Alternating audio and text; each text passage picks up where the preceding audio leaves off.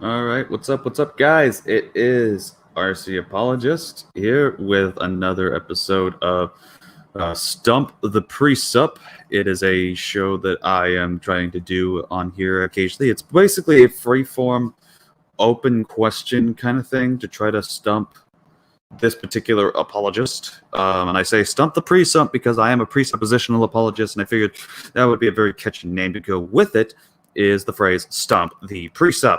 So you're more than welcome, of course, to feel free to ask any questions within the chat, or you can make a request to come within the stream itself to join and enter into the area.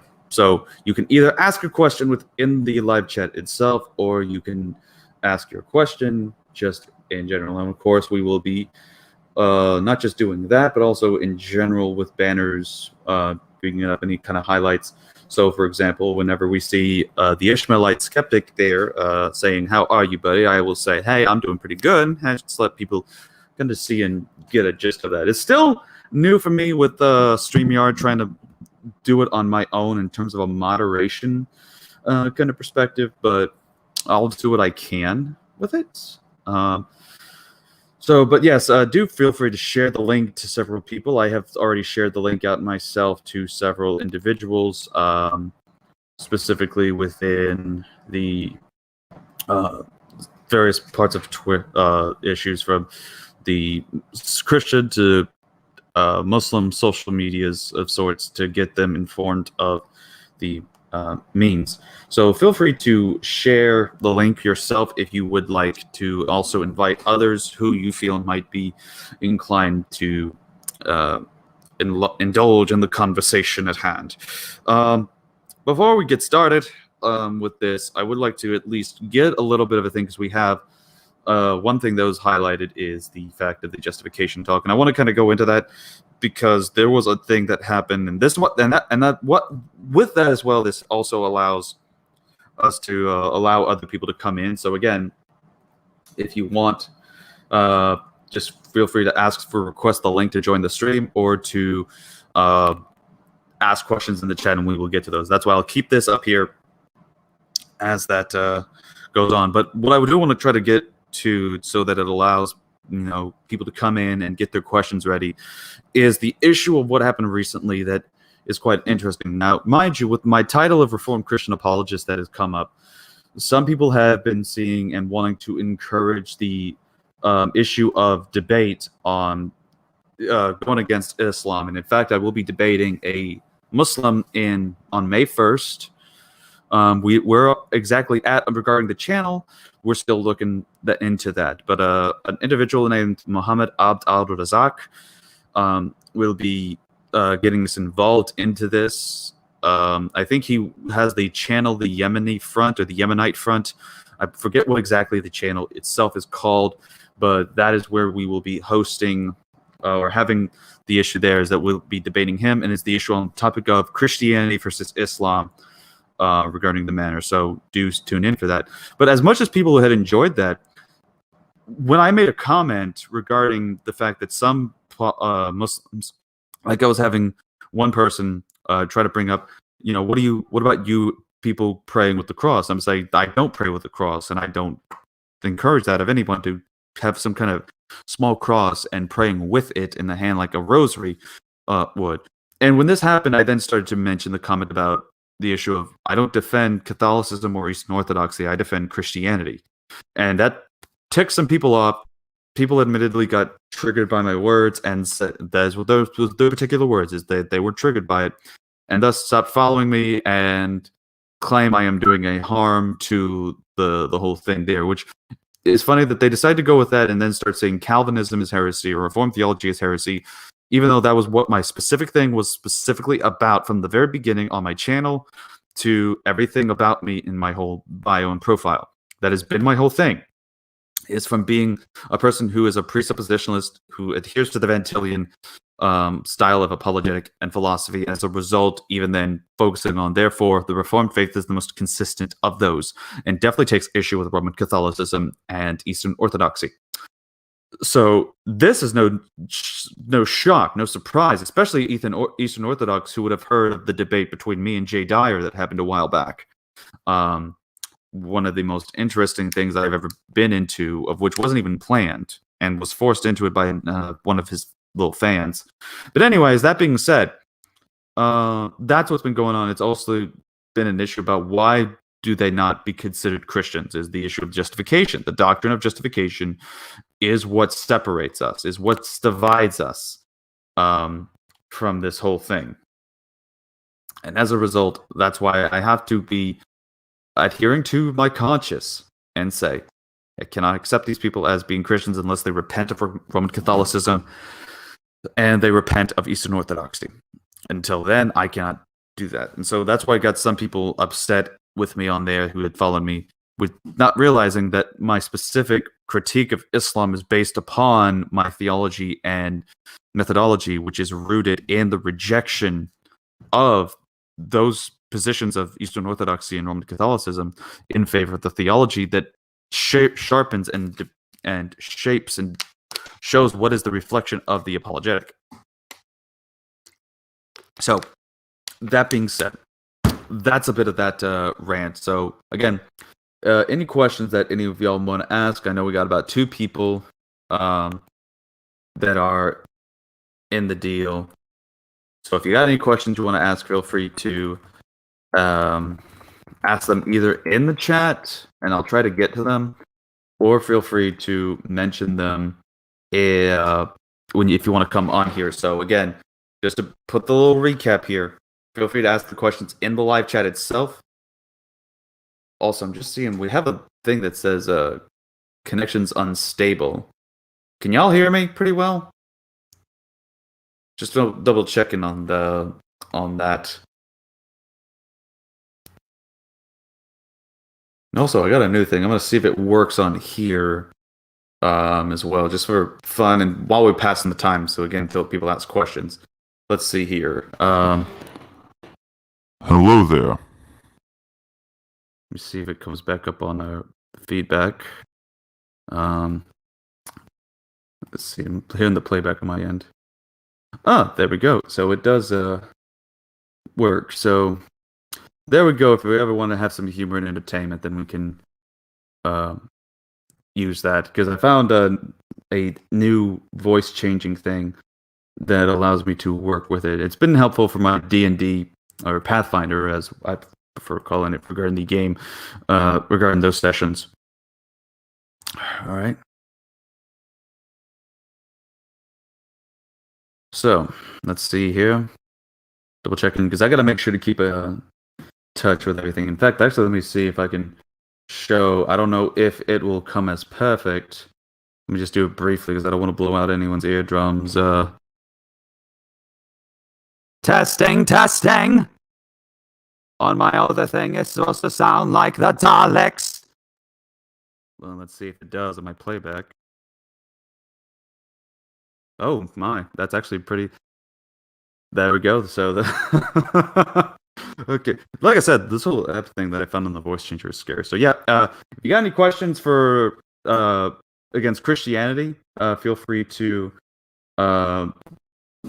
propose the questions there. And I need to make more banners, honestly, for these. That's why I should be a lot more prepared for a lot of these things.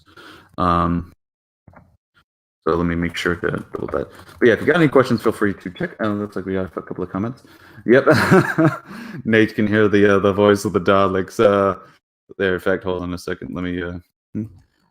Do not worry, Nate. We will find you, the Daleks, and we will exterminate. That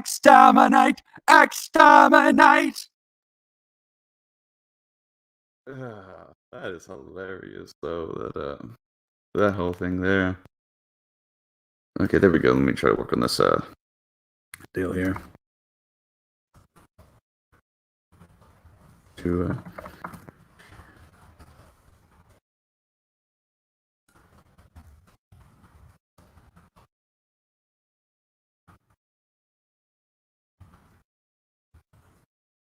Okay, post might be a better word there. Okay. All right, adding the banner. So there we go, adding a little more diversity into it, so that way we get this there.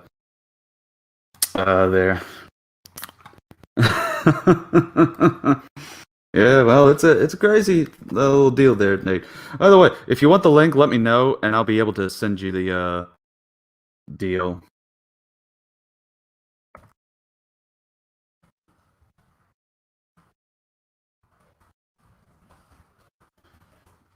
So there we go. Alright. So yeah, if you want to ask a question, Nate, feel free to do so. And if you want to come in as well, we will be able to do that as well. Just because I think I could send you the DM, but I don't. I know you be it over there in Canada. I believe it's probably late on the. It's late on my end too. I'm just trying to kill some time for um what's going on here. I got like I should have mentioned this as well. The reason why I'm doing this, and mainly the only reason why, is because I am off work. I got called in for a morning shift that I got to do, so killing some time to get myself tired out, so that way I can get some rest, and at that point, it'll help me out with trying to get myself, you know, rested and relaxed because I have not been able to sleep well, and it's been affecting my health a little bit. So we're gonna see what happens with that. But until then, I'm at least gonna offer a chance to get back into the old swing of things, do some answering of questions on here, helping out with theology, answering and defending the Christian faith, and of which anyone is invited to do so, whether they be, you know, the heretics, the Muslims, other Christians who may have a question against the presuppositional nature, atheists of any sort. These things are allowed in terms of that. So, going with the question that has been proposed by a individual named a pig with 130 subscribers is: if justification by faith is taught, then why did almost no early church father talk about it? So the phrasing of the question needs to be then clarified at that point, because if you're saying if it is taught, where are you implying it is taught then at that point? We would affirm and state that it is taught, and it is taught within the scriptures itself. So this would be the first century. Thus, you have the Apostle Paul and the rest of the apostles and Jesus himself teaching and affirming the notion of the doctrine of justification by faith alone, apart from works. And so that would be the main thing, is that we, at least for the most part there, have the justification in the fact of what we see in the scriptures. So with that, then if it is not, then the question then gets to being taught by certain church fathers. I would argue that regarding the doctrine of justification, you see it in other church fathers. Clement of Rome being one of the cases, and in fact, I came to that conclusion upon picking up and looking into the Clement epistle, the Epistle of Clement of Rome, and read it in the text that I had in the English copy, and it talks about the issue of being justified not by our works, but by faith are we declared righteous to God, that we are, declared righteous, the doctrine of justification that is specifically taught. So with that, we see this notion of the doctrine of justification taught within Scripture at that point, as well as in the early church fathers with regards to specifically Clement of Rome. There are a few others, though they're not usually a lot of the list of people that we think of when it comes to it. Like, you're most likely going to hear names and think, people such as, Irenaeus, Ignatius, a lot of the popular names, and then there's other lists that have been found within the things, such as Methodus, Basil of Caesarea, Marius Victorinus. So you'll have a lot of these particular names that are out there. One of the other ones that's interesting is from the homilies on Genesis from Chrysostom, in which he mentions the patriarch Abraham himself, before receiving circumcision, had been declared righteous on the score of faith alone, specifically the words "on the score of faith alone." Before circumcision, this text says, Abraham believed, and credit for it brought him to righteousness, which is the phrasing that we utilize for the particular notion of the doctrine of justification. In that sense. And then elsewhere, Chrysostom points out on his 8 sermons in the book of Genesis the issues of far from his being able to claim even this, he made his way into paradise before the apostles with a mere word on the basis of faith alone. The intention being for you to learn that it was not so much a case of his sound values prevailing as the Lord's loving kindness being completely responsible. So this language can be found in various different church fathers, for the matter, but even within people like, for example, Cyril of Jerusalem and others, the notion would be to go to the scriptures. For even Cyril said, don't even adhere or hearken unto his words unless it is confirmed within the scriptures, to test what he says by scripture. And Paul had the same notion and praise in terms of what is mentioned within Acts, when it talks about the Bereans being sort of rewarded for the fact and commended, since they tested what was being said with scripture. They adhered to scripture on the matter of what they believed, what they had affirmed, all these different kinds of things. So it's not just a mere, we're just gonna say this and we're just gonna teach a bunch of simple bare tradition. No, not at all. What they did is that they went and tried to defend what they had with scripture, and even the early church fathers recognized the ultimacy and the efficiency of scripture as the sole infallible rule of faith at that point when it came to practices of doctrine, that it was the ultimate authority on that matter. So with that, we have to keep in mind that it's not just simply about what the church fathers said, because we could go to them and find some church fathers, but again, the church fathers were not monolithic. But the issue is about what scripture ultimately states. All right, next question we got is from the Ishmaelite skeptic. I want to ask a question regarding the deity of Christ. What do you think about Jesus never told his disciples about his God nature, not even after he has risen? So what are your thoughts on that? We have discussed this, you and I, and I believe that he has told about the issue of being divine, and the fact of even recognizing and accepting the issue of that. And one of the examples that we can pull up here, which I'll get my screen sharing out for this particular thing, is going to the software of the Word. One of the examples that we can go to is the issue of John chapter 20, verse 28. And right here we have, when in reference to the issue of Jesus being ascended and resurrected, or being resurrected, and he's talking about, reach hither thy finger, behold my hands, reach hither thy hand and thrust it into my side, be not faithless but believing. And Thomas answered and said unto him, my Lord and my God. Now, the phrases that is used within there, the text, is kurios, which is a phrase used to refer to the Father regarding the issue of Lord, ultimate God. And then, of course, the term theos.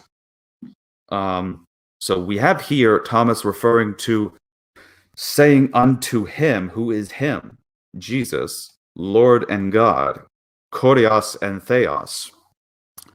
And the issue was not a rebuke later on within the text, but rather Jesus simply responds, Thomas, because thou hast seen me, thou hast believed. Blessed are they that have not seen and yet have believed. So he didn't rebuke him saying, I'm not Lord or not God, don't be saying this kind of stuff.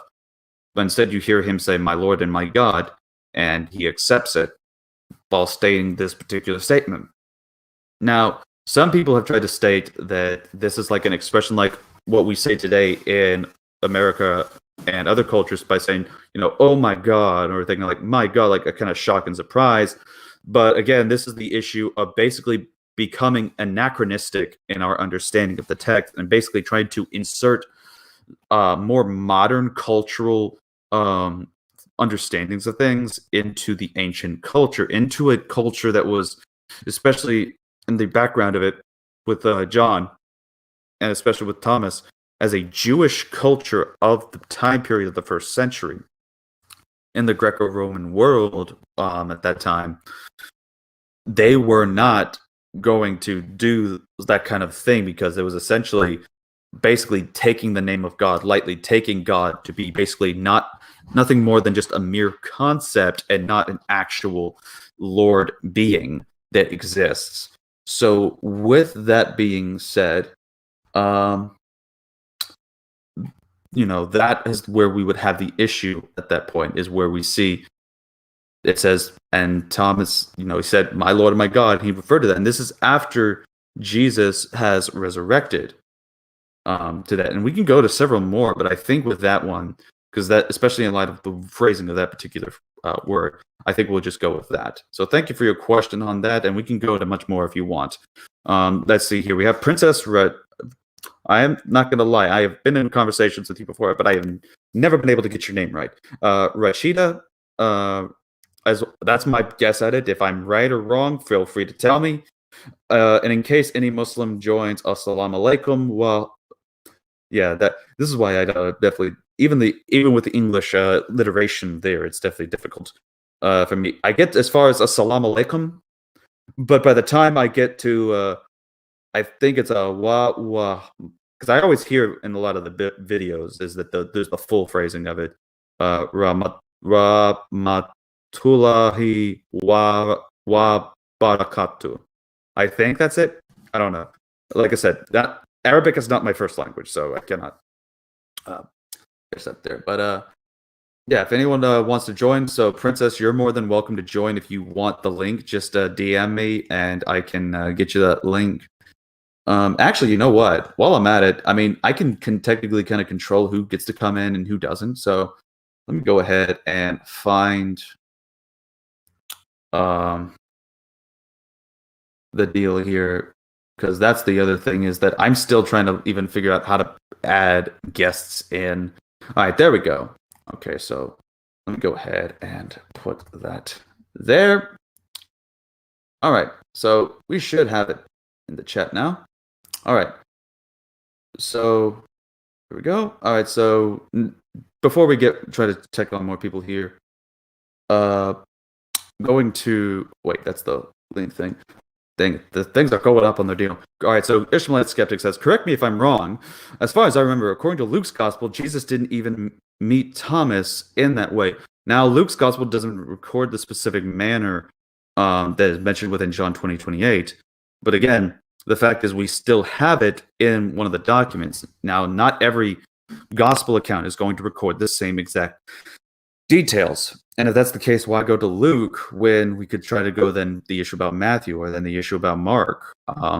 So we can go through all these things, but the fact is that most historical eyewitness accounts are going to have, especially if you look at certain ones that are like memoirs about eyewitness accounts in Vietnam, you'll have contradictions in terms of the narrative, but it doesn't mean that there's these like, this didn't happen because one has it and then the other one doesn't. It's simply focusing on the one individual's perspective. And as even Nate has points out, that's the beauty of the Gospels. They are told from 4 different perspectives. And especially if you have been watching and knowing that I adhere to the theology and the mindset of the apologetic of John Frame, I do adhere to what is referred to as the multi-perspectivalism philosophy, specifically tri-perspectivalism, and how tri-perspectivalism helps us to understand a proper epistemology and understanding of metaphysics and ethics. So yeah, it's quite an interesting thing. And also, hello to Remy in the chat. I just noticed old homeboy there. Yeah, nope. Long time no see, mate. But hey, the link is in the chat. If anyone wants to participate, feel free to check it out. But yeah, we also have some who say, appreciate the invite. I'll just be listening in, having breakfast now. And that's okay. You can ask questions in this live chat if you want. If you want to ask a question here, you're more than welcome. If you want to come in and ask a question, feel free to get a conversation going. Whatever you want to do. That's the point of what this is. And as we carry on doing what we do, we just handle it as best as we can. So that's why I'm going to do what I can with this. So feel free to take your time in asking a question either in the live chat or by requesting to come in the stream. And you're more than welcome to do so. I'll be sure to double check and see who is who whenever they join. So that way we can get things drumming up and flowing. So we're going to try to do our best there with it as we make sure that everyone gets a chance to ask their question and fairly from all different perspectives and angles. So be free to feel free to ask a question. Otherwise, it's just gonna go on in a bit with me talking and rambling, and y'all don't necessarily want that. At least I don't think, anyways. But yeah, because I know like a lot of people that might follow me will be on like other time zones and thus might be asleep or such. But you never know what who might be up and who always wanted to make a point to ask a question and to get an answer for it. So just feel free to chime in because we got about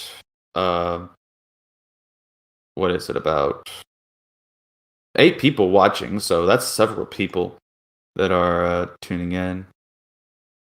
I don't know why I had this hidden, but I'm gonna let it show anyways because I don't know why it wouldn't even show on this thing here. I don't know what's up with the moderation on this deal. But to quote Princess, notice the stream only having 3 likes. Hit that like button. It's free. True, it is free. But again, only if you want, you can hit that like button.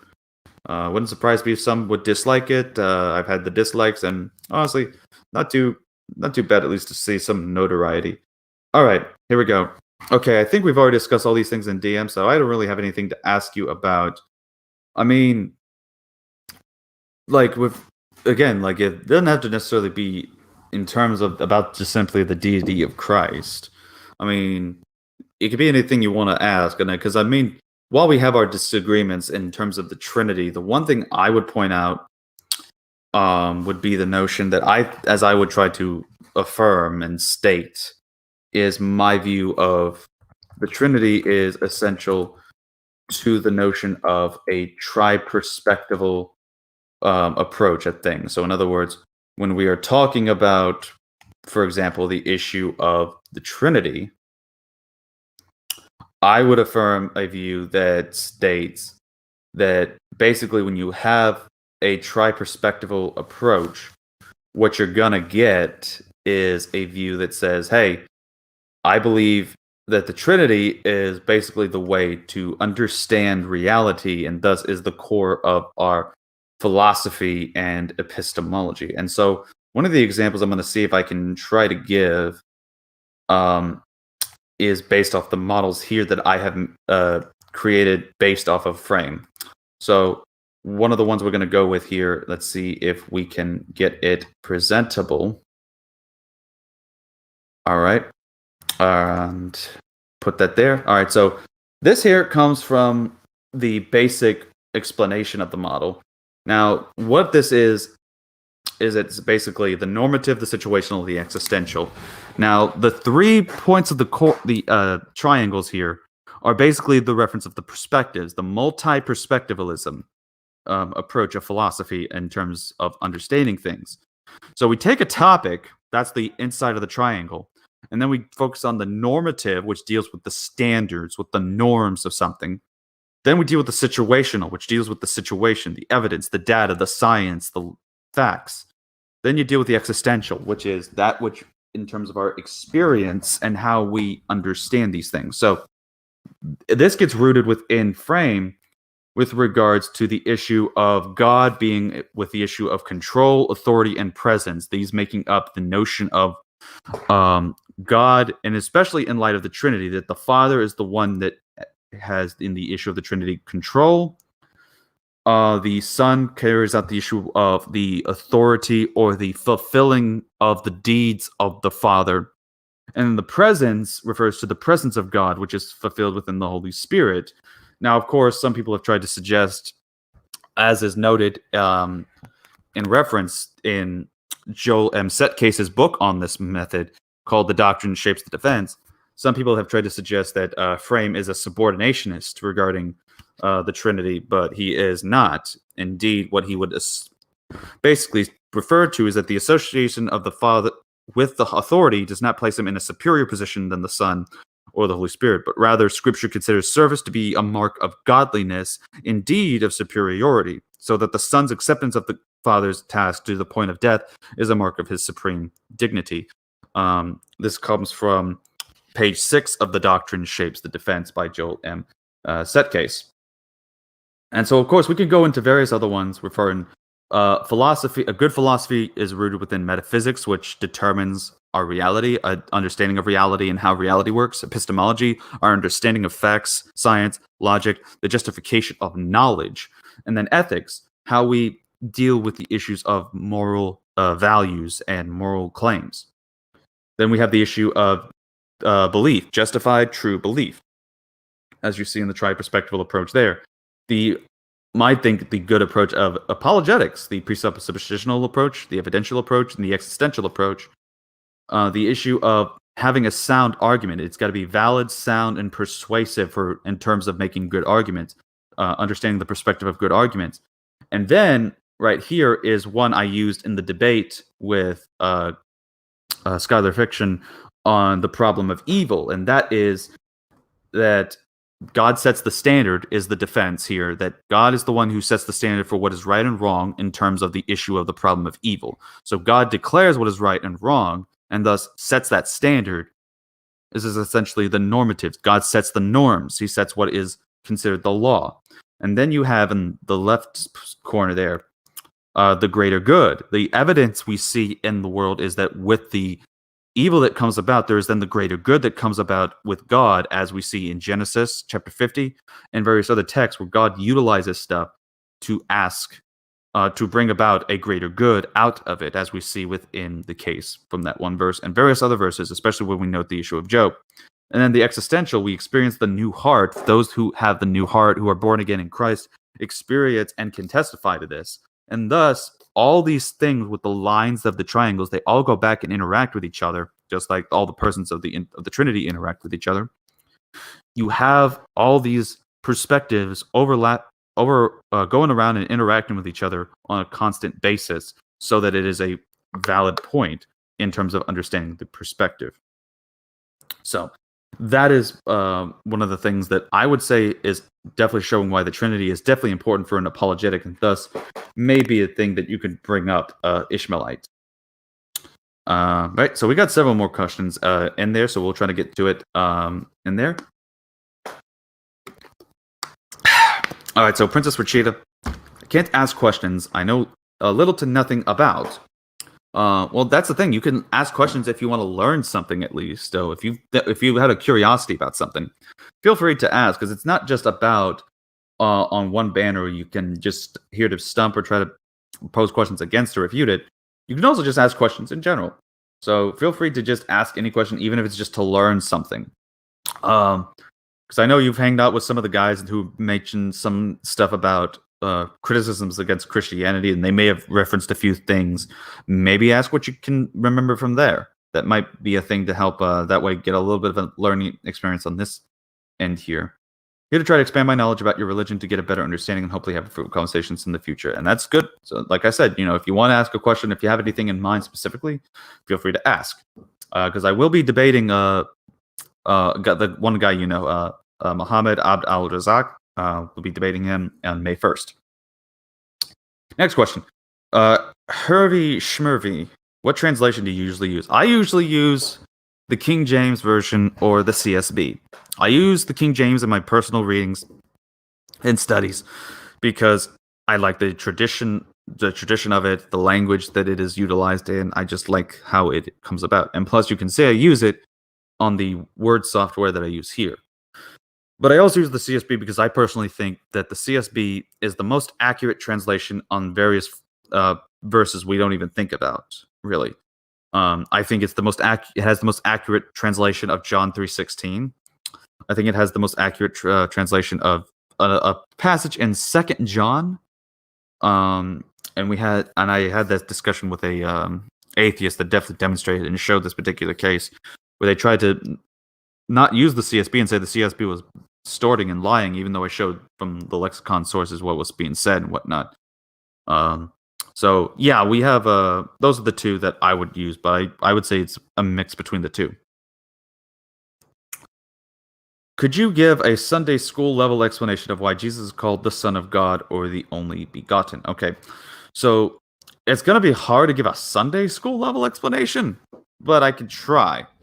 From what I can gather and say, the issue of the Son of God is not the same as the reference of Son of God when it comes to us being called the sons of God, the children of God, because the prophets were called the Son of God or the sons of God.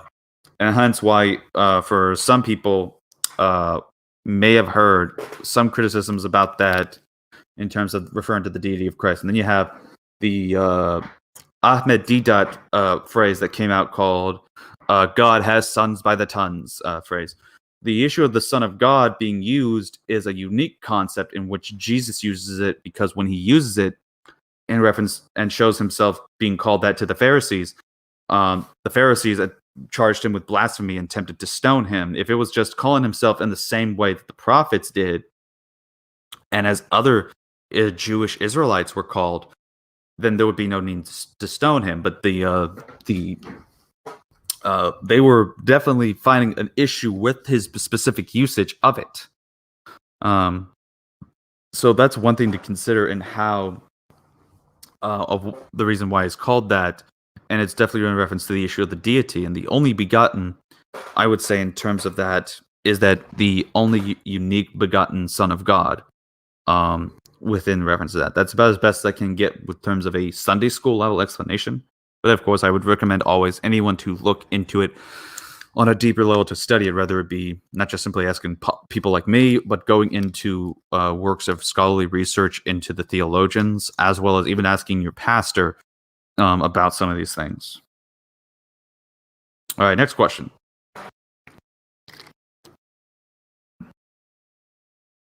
What are your thoughts on the I'm dumb dilemma? Pretty sure I didn't spell that right. Well, I probably didn't pronounce it right, so we're both even there. That was actually funny enough. We kind of came across. I was kind of coming across this when reading it in the book Apologetics: A Justification of Christian Belief by John Frame. And he mentions it and points out there's the issue with the dilemma with regards to the notion of, trying to justify certain things within it. And I would say that essentially what would be the criticism that's usually leveled against them, usually against the dilemma, is the fact that with the dilemma, it sort of goes against trying to presuppose God but to become an impersonal concept or being. And I think that's where the issue would fall short on that, is that we have to have God, as I would argue from Frame's apologetic, being an absolute absolute personality, so absolutely personal in terms of it. And so when we have the issue of, what we mean by that, it's usually along the lines of when we say, God is love, we don't mean that God is just simply a notion of love, but that he is the very essence and the standard of love itself.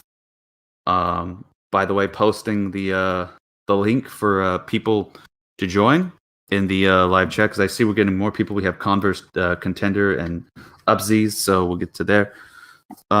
So my whole thing with that then is that with regards to the issue of then the concept of what the dilemma states regarding the issue of why God says what he says or declares what is right or wrong on certain basis, it would be because that within the notion of what is right or wrong, God's character is the very nature and reflection of the law and such. So, with regard to the dilemma that is stated, and I'll try to find something to kind of go over a brief explanation, because some people may be hearing about it, but they might not think or understand too much about it. So essentially, in summary, and again, there could be more details to it, but we're just going with a general summary based on what we're seeing on some things. Is something good because God commands it, or does God command it because it's good? So this is the dilemma here. And I would say it's not that don't think we would go with either or in terms of it, but I would say that if we're trying to focus on it, is something good because God commands it, or does God command it because it's good? I would say the answer is yes, because the issue is God commands it, and he is allowed to because he is the ultimate standard to declare what is so, and because of that and what he commands, these aren't just new concepts that are separate in terms of certain things. When it comes to the issue of what is good, God is the ultimate standard of good, and thus when we see the reflection of these things that are being commanded that are good, is because they are the reflection of the nature of God and the character of God himself.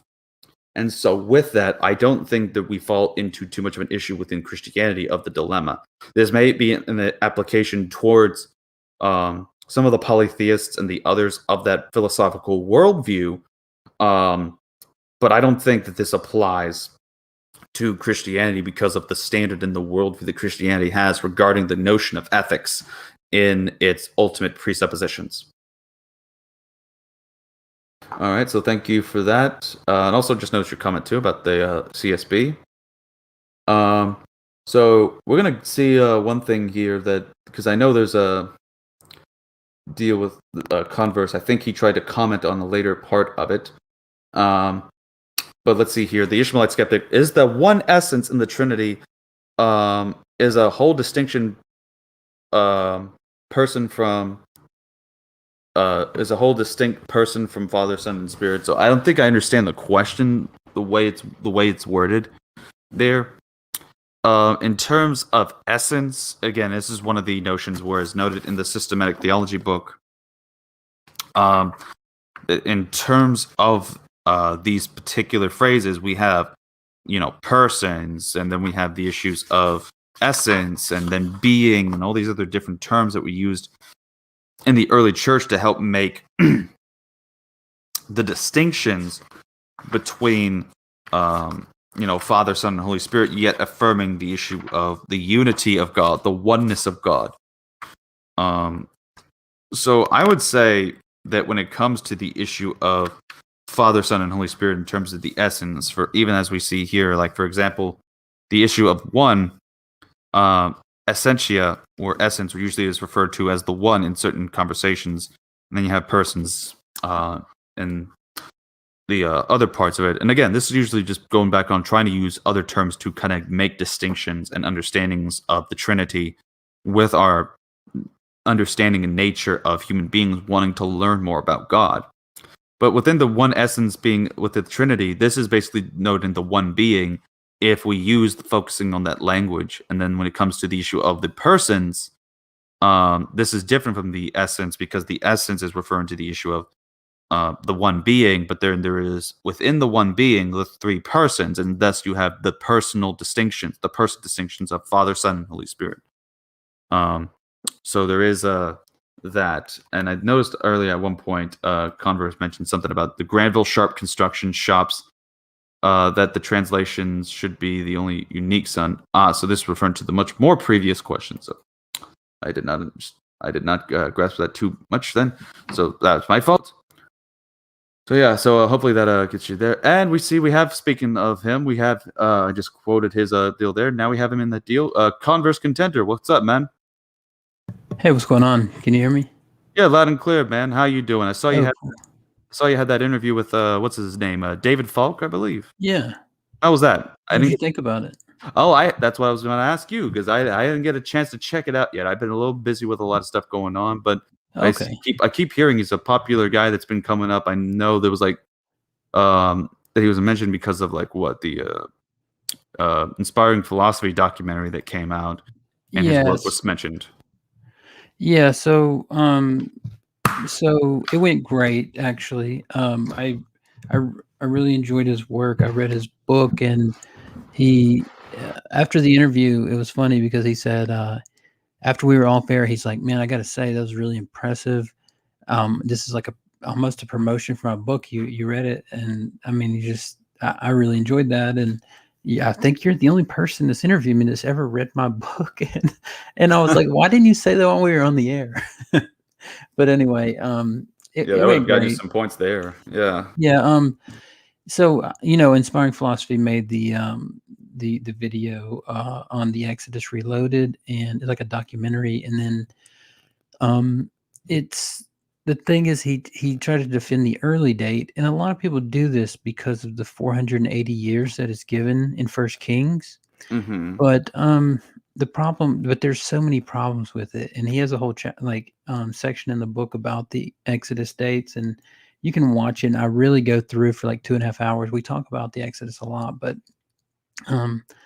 there's a lot of problems with the early date, and the main problem though is that when you read the text, Moses, when he wakes up and goes to visit the Pharaoh, because it says like the Pharaoh, a plague happened, and then Moses was called to come in before the Pharaoh, right? And he goes and visits the Pharaoh, and the problem is that we have the Egyptian records of when the capital was at I want to say I forget the name of the place, Thebes, I believe. It was 300 miles away, and so if Moses is just waking up and going to Thebes to visit the Pharaoh, every time he calls, every other day or week or whatever, he's traveling 300 miles each time. Mm-hmm. But in the later date, or in the late date view that Falk takes, what happened is the Pharaoh moved the capital to only 2 kilometers from where the Israelites were living. So that pretty much shows that has to be the time. But there are a lot more arguments as well. But yeah, sorry about that. No, you're good, man. It's definitely gonna make me want to try to take a look into this, and he seems to be coming up not just from your circles, but as well as I've been seeing like other people kind of make reference to him. So it's definitely got me curious because that's the one topic I tried to get into during my Old Testament studies was still looking into. First was the issue that the authorship of the Torah regarding the whole source criticism studies and all that kind of stuff. And when I looked and heard about documentary hypothesis, and then I found out there's other hypotheses and theories, that's what got me into it. And then eventually leads to the issue about the Exodus, because I kept hearing, there is no evidence of it. And then there was the Patterns of Evidence movie that came out, which I think there was a short video that Rob put on his channel about him reacting or responding to Patterns of Evidence. Well, that was just really a comedic thing, because if you watch it, it's only like 20 seconds long, and it's really him laughing. But David Falk on his own YouTube channel has done a series responding to Patterns of Evidence and showing why they're inaccurate. Oh. But because they take the early date as well, and the problem is like what people want to do with the early date is they see the 480 years in First Kings, and the problem is that they want to read that as a literal 480 years. But like for example, in business, you hear that like a number never ends in a zero, right? Because like if you get paid and it's like $480, you're like, well, wait a second, that sounds kind of strange. My check should be like 483 and 73 cents or something, and so basically we know from the surrounding cultures that people used, like in Akkadian, they used a base 60 number set, which basically means that they would times 12 by 60. And he references in the book, and we talk about it in the stream, that there's a king, an Akkadian, that he said he reigned for, I believe it was 720 years. But the problem is that he couldn't have. And the what it breaks down to is that they lived on a sexadecimal system of mathematics, which means he just times 60 by 12 and got 720. So in the biblical text of First Kings, the 480 years is just 12 times 40. And if you think about the 40s that are used all through Scripture, you got 40 years, you got 40 days and 40 nights, you got on the boat, on the ark, you got 40 days and 40 nights, and then you get another number that's even longer for how long they actually stayed on the ark, which is different. You had Moses living in 3 stages of 40s, and you just look at all the 40s, and what he points out is these are idyllic numbers, not literal numbers. We want to read them as literal numbers because we don't want to do any damage to the text. But the problem is that they were looking at these 40s as if they were, like an approximate amount of time. You see what I mean? So, yeah. That's just one of the arguments, but yeah. Yeah, well, I'm definitely going to have to take a look more into these issues from him, especially since the name keeps coming up, and usually that means I got to kind of stay up on to date on that kind of stuff.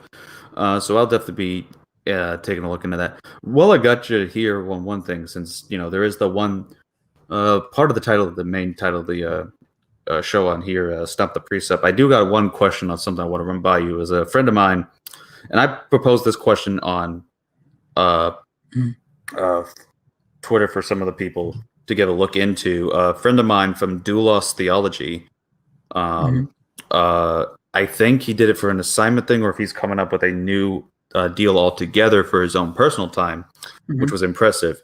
He had a critique on the one that he formulated at first, and so what he has is essentially it is a transcendental argument, but it is a new iteration on a different focus, because the one thing that is noted within Van Til and his transcendental approach, he simply mostly argued on the impossibility of the contrary.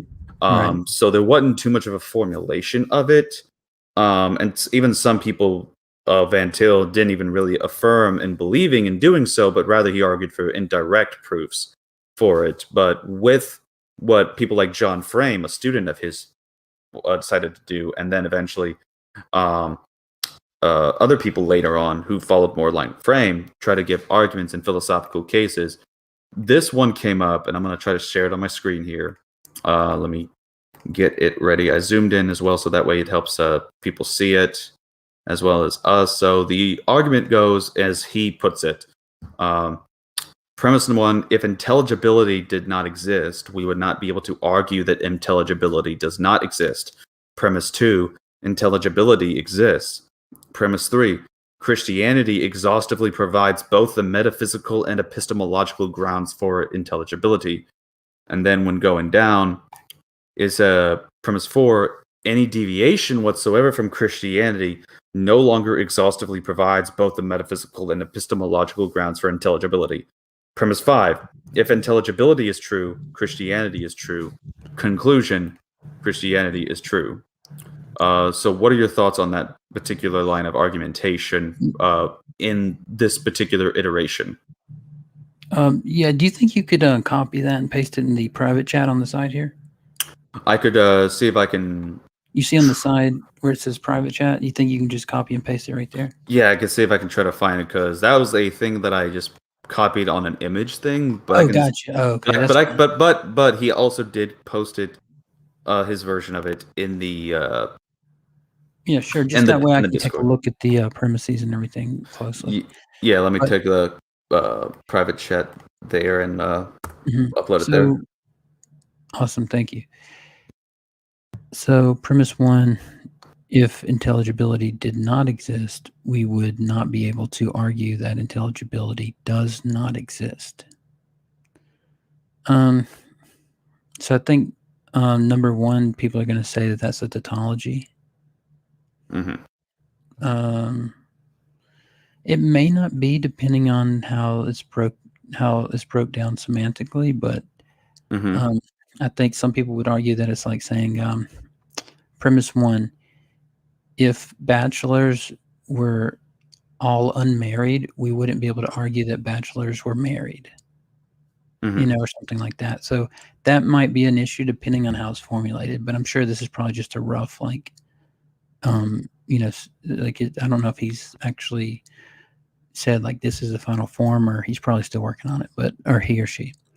Yeah, he's Um, still because he's still trying to formulate on some of the stuff, and he's even asking people like me and others, especially in his chat, because he came in with it and said, "Hey, yo, critique this for me." So he was expecting, that if we had some issues with it, that we would give a decent critique of it, so that way we can help him kind of formulate the thing. To me, when I see this at the moment, it comes off as a very interesting. yeah, sure. I mean, I agree with that. But premise 2, intelligibility exists. I think for the most part, people are going to agree with that. There are going to be some that don't, obviously, like Yeah. nihilist and others. But like I don't think we need to even quibble about that. Premise 3, Christianity exhaustively provides both the metaphysical and epistemological grounds for intelligibility. I think you'll probably get some pushback on that premise. Oh yeah, that's the point, is to, because as he even mentions, my critique was that we should try to focus on going with pointing out, then we would have to essentially make some extra premises for that, to which he ultimately says all philosophical arguments ultimately require, in some degree, if we go down to the bare detail, or to the exhaustive details, they all technically require some additional focus on the premises. I noticed that Timothy McCobb does this on his website, presuppositions.org. When he gives out his philosophical arguments, he gives a simplified version, and then he gives a detailed one where every premise then gets an additional set of like extra, like 3 to 5 different premises focusing on that specific premise. So it's like premises within a premise. And he says ultimately then what that has to do is, when you have the general premises, then you go into the detail in the debate, in the conversation, in the dialogue. From what it essentially is trying to explain in terms of how this is to go about. And so what he does with that is, essentially, with Christianity exhaustively provides both the metaphysical and epistemological grounds for intelligibility. We simply go with it. When we're just discussing Christianity at the moment, it certainly does so, given what Christianity teaches, and hence the next part of it, about premise 4, when it talks about the deviation from Christianity, that's then when we get to the other different things like Islam and Mormonism and Buddhism and Hinduism. And at that point, that's when we would have to go into, depending on who we talk to, why these deviations would no longer provide the metaphysical and epistemological grounds. Okay. Yeah, so I would say that I think okay, so one thing we need to think about is, so even if this is whittled down to its bare form, because some of the premises are going to be controversial, it may be, I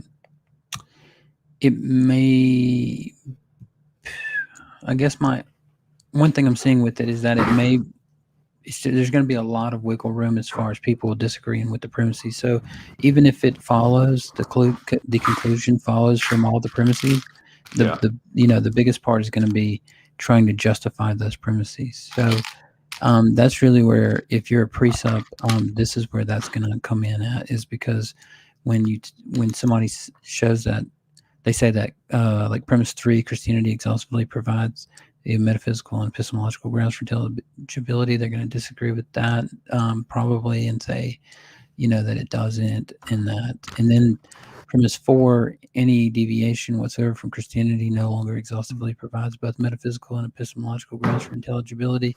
You have people like Graham Oppie, who's going to say, like, there is a necessary, thing, but it's a necessary, it's nature. There's a necessarily, like, natural law or something like that provides all of those grounds or whatever. And so it's going to be, that's just one thing I'm just thinking out loud here. Obviously I would want some time to take a look at this and like really break down what the issues, but I don't see it as being Well, as you said, it's it's nothing that's necessarily unique. It's just a different formulation. Right. It's essentially trying to put essentially the steps and the formulation of it into a formula of argumentation in terms of a premise, but the main gist that's always going to have to be involved in a presuppositional approach is, as Van Til pointed out, is essentially, though it's kind of backwards in this one, is that it's with premise 3 and 4, and I think I'm noticing from well, that's actually from premise 4 to 5. It says it skipping a step, and what Princess Rachida was pointing out, but we'll get to that. Is the issue that normally, if let's say this argument was formed by Van Til, he would have put premise 4 as premise 3, and then premise 3 as premise 4. Mm-hmm. He would have started with going with other views, with mostly, in his view, the views of Karl Barth and the Neo-Orthodox movement, and atheism was basically the focus of his refutation. As well as Catholicism and Arminianism in terms when he talks about methodology. But that's about it with what he dealt with. And then, only then would he go into talking about Christianity in terms of trying to demonstrate it. To first demonstrate it's impossible with these other views. And then here comes Christianity to fill in that little deal. And so whenever we see that, I would suggest that we first demonstrate, of course, as we should. If someone takes issue with premise 3, say, that's not true. And I say that based on what Christianity says and what we have within the metaphysical and epistemological grounds for intelligibility, of which, whenever we discuss the notion of intelligibility, this usually is in reference to, being able to make and comprehend certain things, to be able to account for rationality and make rational statements. So in other words, when it comes to the notion of saying and making propositions and having confidence in what we have to be truth value, like, for example, the statement 2 + 2 = 4, for me to have the confidence and understanding that this statement is true, I would have to have some form of understanding the notion of intelligibility, and intelligibility would have to have existed.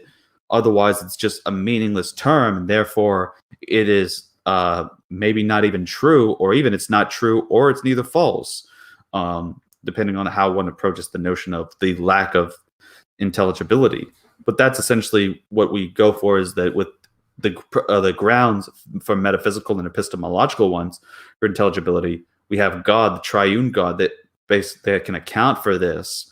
But then when we get to the other deviations of it from Christianity, like Islam, Buddhism, and Hinduism, then what I would point out is the flaws in how they do not provide the necessary grounds.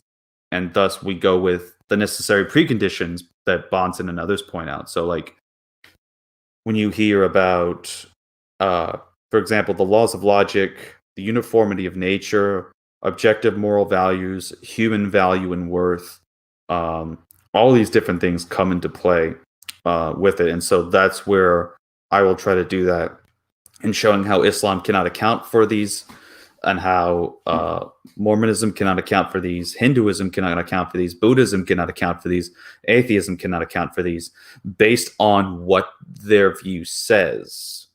And so with that, that's how I would try to demonstrate, first proving Christianity to help validate premise 3. Then a refutation, whoever I'm debating with or discussing at the time, regarding the manner in premise 4.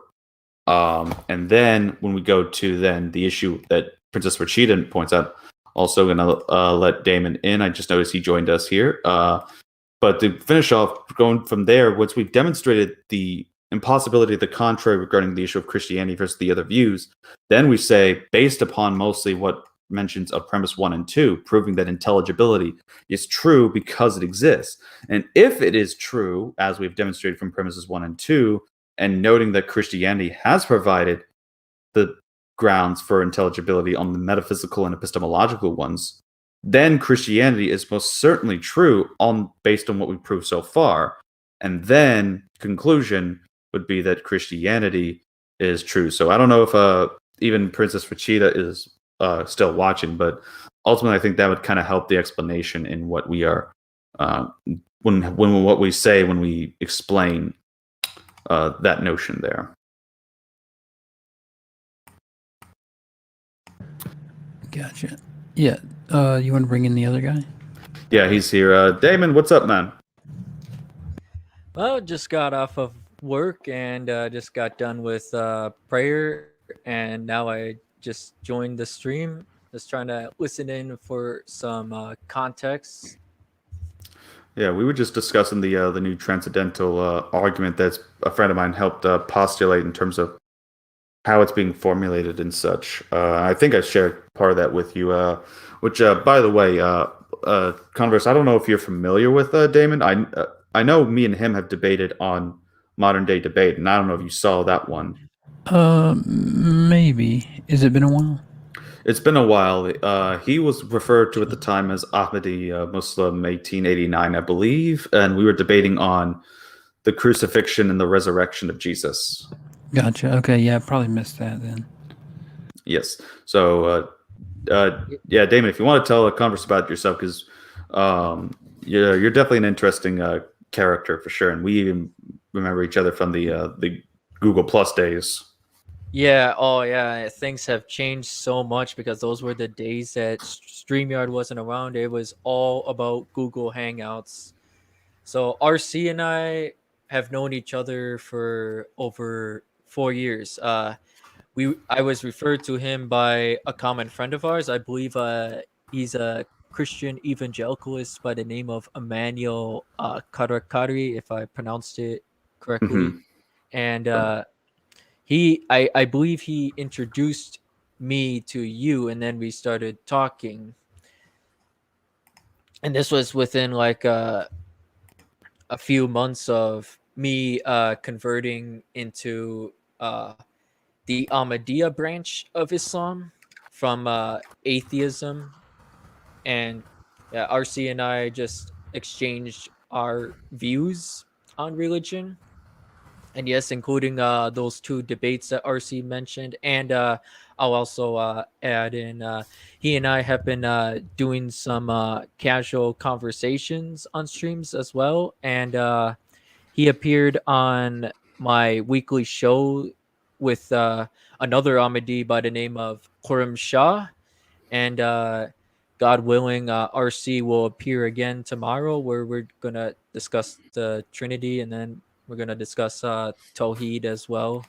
So, yeah, I'm basically probably the Ahmadi equivalent, Ahmadi Muslim equivalent of RC apologist.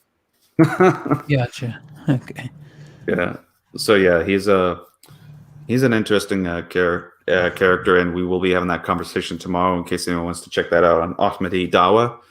I could post the link in the chat for anyone who wants to see, just so they can sure. create the links for themselves. Yeah, let me do that.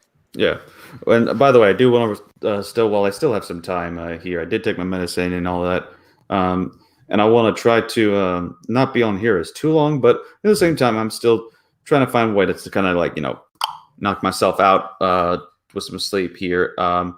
And we got sweet Mother Teresa. If it isn't the guy that I would be looking forward to on May 1st, if it isn't him himself, Mr. Al-Yemeni, aka, well, what do you want to go by? Al-Yemeni, Yemeni Front, or the name you go by on Twitter? What do you want to go by, Mike? Sorry? Huh? Can everyone hear me? Yeah, I can hear you loud and clear, mate. Okay, brilliant. No, it's just I think I had YouTube open at the same time, so things were crossing over. How is everyone? I'm doing pretty good, man. Pretty good. How about Great. yourself, Muhammad Abdurrazak? Alhamdulillah, everything's good. It's 4:00 in the morning. Just had my breakfast, getting ready to start fasting again. So Alhamdulillah, everything's good. Not to say, I'm about to have to wake up at 4 in my area soon, but not for fasting, but for being called into work early. Oh no, that's even worse. I know, right? They told me, hey, you could take work off tonight, but get ready because you got to come in early in the morning. I'm like, well, I'll have a stream here and then get my get a little drink prepared for some energy when I wake up. Fair enough. Fair enough. So yeah, we still got some time to ask questions, and I know we got some people in here prepared. Which, by the way, before we get to those particular things for some of the people in here, I want to ask: did you find anyone for? Like, I know you said you had a guy, but I don't know if you said that he confirmed or not. Yeah, he did confirm. We just need to make a thumbnail for that thing and give it to him, and he'll advertise it. It's not a problem. All right, good, because I gotta make sure to do my best to help promote that channel and video as well, so that people can be prepared for that. So yeah, we'll make sure, I guess, to help work on that. Yeah. All right. Yeah, no problem. Right. All right. So with everyone that's come in so far, we'll do at least for those in the live thing here. Go one at a time with the people down, and so based on who came in. So Converse, I know we briefly talked a little bit. I don't know if you had a question or if you just wanted to kind of make those comments earlier. Oh, okay. Well, no, my other comments I was going to say were kind of a little bit off topic, so I didn't want to, bring up anything that was off topic. Mm-hmm. Well, it's whatever. If you have a question of whatever you want to discuss. Oh, well. After all, this is Stump the Presup. Yeah, that's what I was saying. I was just wanting to kind of help with some of the questions that were asked earlier. But yeah, as far as Presup goes, have you seen Eric Hernandez debate with Saitin Bruggencate on Presup as an apologetic?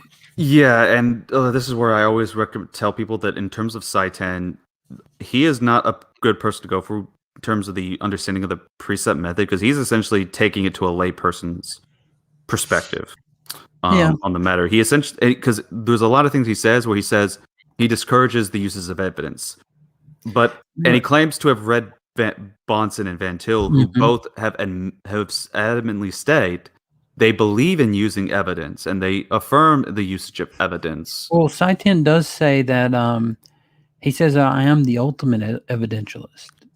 He just doesn't give, that's what he says. He says, I'm the ultimate evidentialist. I just don't give the tools over to non-believers to make those types of judgments. But the problem with it is you can see the problem sometimes because he also uses the I don't want to put them in the judgment seat argument. And so that becomes problematic, because then at some point when he has an answer, he goes, well, I'll give the answer for the audience listening, right? But, not for you, but I'll give it because I'm not going to let you judge, but I'll give it for everybody else that's listening, kind of thing. And it's just like you're playing games a little bit. But even with James White, did you see his four-way debate with Randall Master and those other guys? Yeah, and he did good for at least his particular point there. He is a Bonson in terms of that. I'm more of a Van Tilian. Or a Van Tilian in terms of the Framian approach, because Bonson's a Van Tilian too, but Bonson and Frame had differences there, and hence why I say if anyone wants to look into Presup in a way that's good, I've always suggested John Frame, because he is a lot better in terms of it, and he was not just a student of Van Til and showing the apologetic methodology. He critiqued his own teacher in areas. So that's why I adhere to the philosophy of Frame in terms of how he basically tries to point out that the Trinity is essential for the natural, as we pointed out earlier, the issue of the metaphysical, epistemological, and ethical foundations for a valid worldview. So he basically tries to incorporate the Trinity as being the only and ultimate standard and authority in all forms of theology, philosophy, and so forth, based on the precept that he expounded upon. Bonson and Van Til were just mostly, they still, by the way, use the belief in evidences. It's just that you don't hold the issue of the myth of neutrality. There is no neutrality, but there would still be what would be called the common grace that Van Til points out, that we have at least a certain natural thing that we affirm. We both believe in the existence of oxygen. We both believe that we are human beings who breathe and move and all that sort of stuff. The only difference is that one cannot account for it, the other side can. So that's where Bonson, I think, is either not, or not, that Psi 10 has not read too much Bonson and hasn't properly understood him, and hence why he makes those mistakes, and thus why when usually, because I can tell the one thing is whenever someone hears presuppositional apologetic and they say, oh, you believe we must presuppose and assume God exists before we can. No, that's never been the argument by Van Til, Bonson, and the others.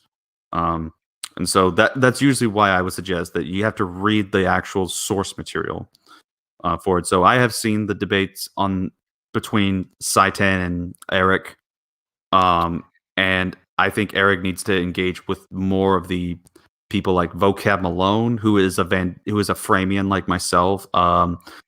Anthony Rogers is another guy who is within that camp of the Presup. I don't know which camp he belongs to.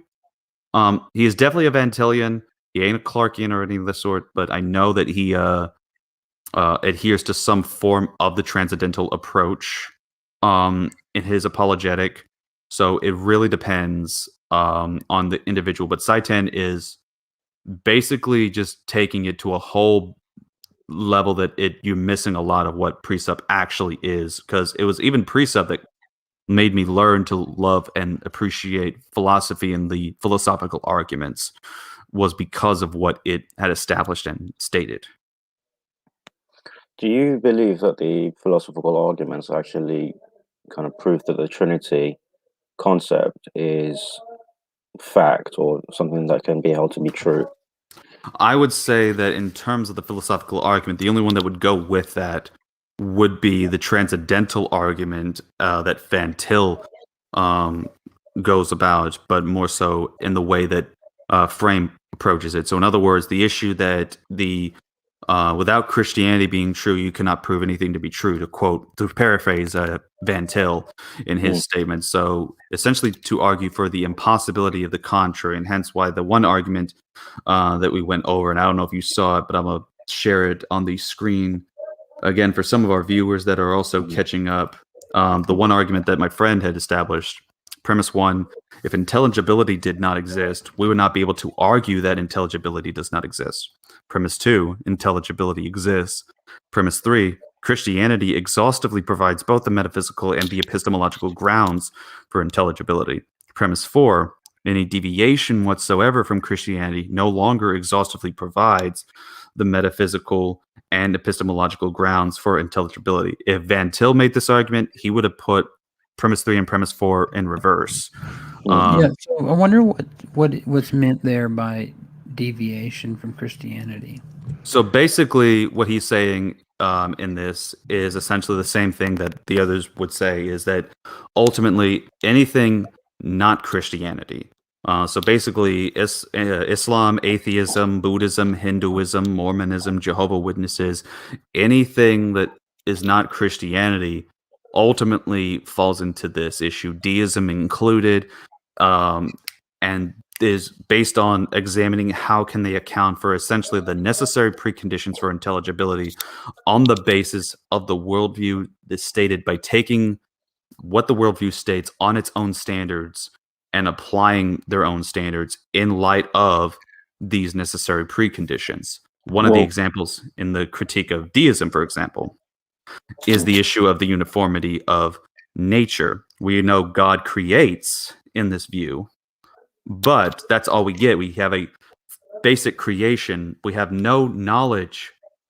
or ability to account for the knowledge of this God, first of all, because of not being truly personal and interacting. Number two, not necessarily keeping a sustaining on the creation, so we don't even have an assurance or a certainty that it will be sustained, especially given what we don't have of the possibility of knowledge within this, as well as the issue of if humans have any dignity or value within the notion under deism, when all these states that there is this one God who we don't even know if created the law or ethics. So yeah. One thing I would jot down as a note is just that I would probably change that from any deviation whatsoever from Christianity. I would just take out the whatsoever. because it's just, you don't need it. You need to just simplify it as much as possible. So take out the whatsoever. It's like when it's like when writers say, never use the word very. Just say what you mean. And then from the deviation from Christianity, you can be like, oh, you mean like deviation from Arminius? But so you should just be like the Christian God. So Right. you need deviation from the Christian God, not from like Christianity, because that could vary, as far as like theological beliefs as well. So, but maybe that's a fair point. But maybe he thinks that like it doesn't matter about theology as long as you believe in a Trinitarian God or something like that. Well, Right. well, the thing is, in that model or in that premise, you could substitute the word Christianity for really anything, because at the end of the day, like, for Islam, for example, because the question I asked was, does this argument explain the Trinity? But when you actually look at your premises, it doesn't actually. It's not quite convincing for a Trinitarian God, because, for example, in Islam, we say that Allah is the only God, right? Right. And if you apply these premises to Allah, they would fit as well, right? Because He is intelligent, right? Therefore, creation has intelligence, and so on and so forth. And we've seen the premises, so that would apply as well. So, we could say the same thing. If any deviation from Islam or from the belief in Allah as the only true God, then you're just not using your brain, your intellect, that you have to recognize this. So, like I said, the question that I initially asked is, which philosophical argument, or does philosophy to you prove, beyond reasonable doubt, not necessarily with 100% certainty, but beyond reasonable doubt, that the Trinitarian God is the one to be worshipped? Yeah, I guess that's what my point was at the beginning. Is just that people are going to quibble with the with the premises, and so you're going to have to make sure. Like I said, I think something like even if all the premises were true, and somebody granted that this follows. I mean, I'm sorry, even if somebody granted this follows from the premises, they're still going to have the issues with the premises. Oh yeah, definitely. Yeah, and so and I have no problem with that, and that's why my issue will be when I present them, expect that there's definitely going to be some criticism, and thus to go into detail on the premises upon if presenting. Like, for example, if I presented in a formal debate, obviously my whole 15 minutes or 20 minutes, depending on like the debate, would not just be stating just those premises and then that's it. That's the end of my opening statements. I have to expound upon them to some degree, and thus, if even when during rebuttals they get branched up, then I got to respond and help defend and justify those. So most definitely, I have to, do my part to defend and justify the premises, of course, and I have no problem to do so. But I do want to point out that in response to applying the argument to Islam, that is a question that has been brought up several times. In fact, one of the interesting things that I posted in private chat was a man named John Johnson, who, in his critique of this particular kind of methodology of apologetics, argued a similar notion. And his specific example was mentioning, the Muslim can take the argument and deploy it into the presuppositional offense. And John Frame, one of my favorite Van Tillians, and another author named Steve Hayes, responded to this specific claim regarding the issue, and points out that, and even as Eli Ialis, another presupper on YouTube, points out that that's usually what, honestly, we should encourage people to do, is to think and get even everyone to try, at least on the foundational principles, to think in transcendental thinking. But what I would at least argue, and others that argue, is that they could try to do their best to argue in such a case, and are thus encouraged to do so, but that by doing so, they aren't going to be able to reduce them or to get them on the same level. And my main issue with Islam, and one of the issues I will point out in the debate, will be the issue of what I believe is the ultimate thing that puts Islam at the fallen part here on the argument, and where it falls short on it is when it comes to the notion of, as I mentioned with Damon last week on their Ahmadi Dawah channel is Tawheed, Qadar, not individually, but taking them all consistently together because of the fact that they definitely are focused, especially based on what I've seen on some statements regarding in Ibn al-Wahhab's book on Kitab al-Tawheed regarding even certain views of Qadar could lead to shirk depending on how you understand Qadar to work in light of who Allah is and how things are decreed in light of as well as the will of man at that point.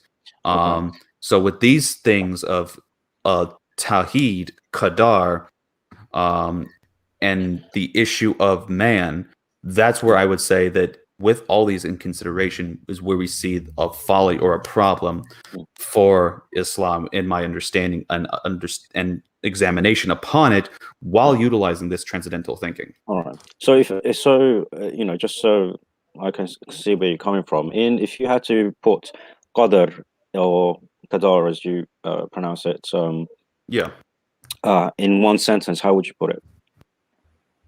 So ultimately what I have in terms of trying to explain it, most just simply pointed out as either the notion of predestination within Islam. Some books I've seen have just simply defined it with like a subtitle as predestination in Islam, or essentially the decree of God, which I believe that's the phrase used within the Quran, which in reference to what's referenced into the eternal tablets is the decree specifically. All right.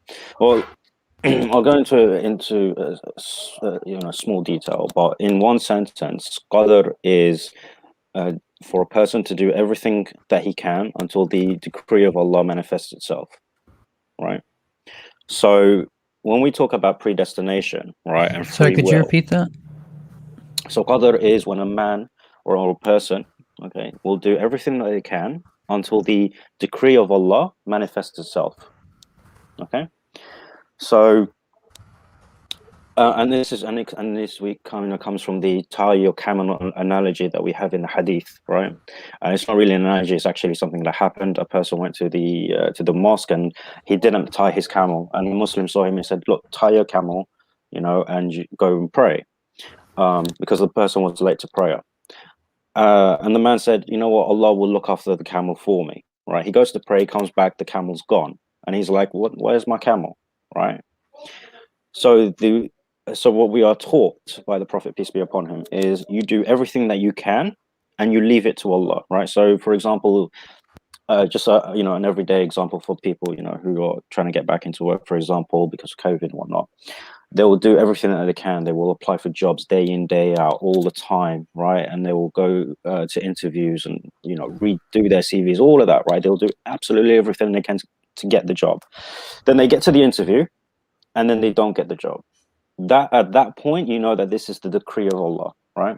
That he did not want you to get this particular job because there is a better job waiting for you, all right? And because everything that that Allah stops you from having or doing, it's because there is a better way, right? And this is what we believe. But you have to do everything that you can. You can't just sit on, a guy can't just sit in his bed and hope that he'll get a job tomorrow because, the decree of Allah, right? That's not how Qadr works.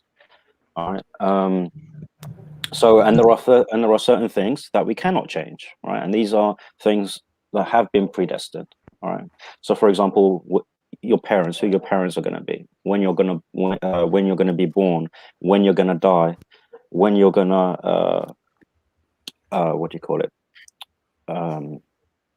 how much sustenance you'll have in your life, how much wealth or food and stuff like that.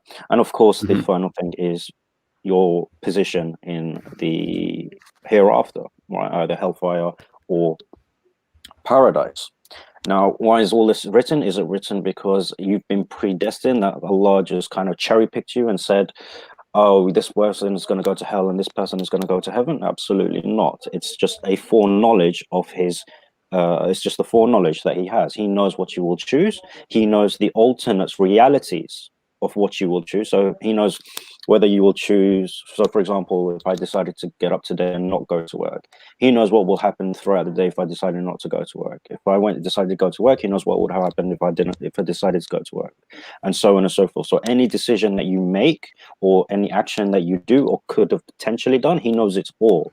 So, when people say, does so this comes to sort of the argument as, does the person determine Allah's knowledge, or does Allah's knowledge determine the person, right? The person's actions, right? And this is where the whole conversation is. And when someone understands that Allah doesn't just know the timeline that's happening right now, but the alternate timelines, but then also knows which one of these decisions you will eventually make, that's why you have the destiny that you have.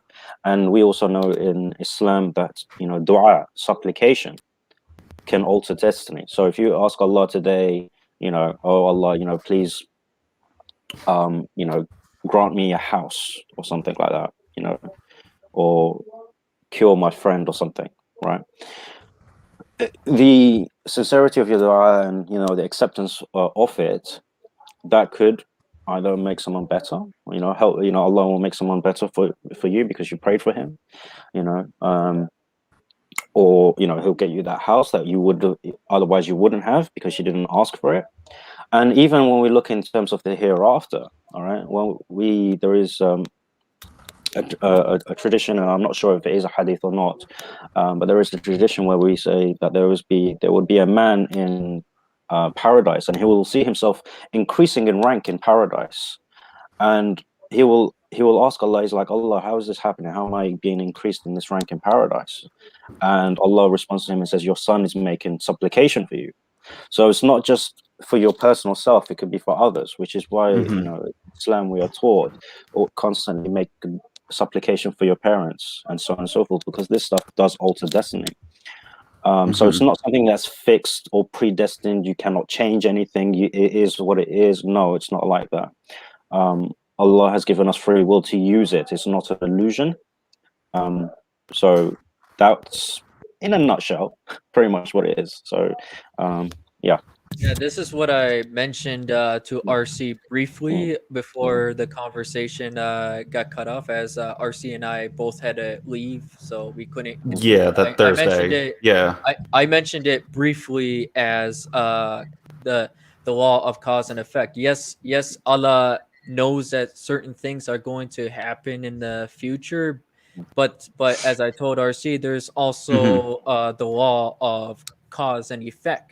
Yeah. And in order for the divine will to be carried out, people basically like carry out things that are within the divine knowledge. So Brother Muhammad, I'm glad you and I can agree on one thing, because of the latest things that have been going on. Yeah, because I've noticed that y'all two have definitely had some back and forths on YouTube and Twitter.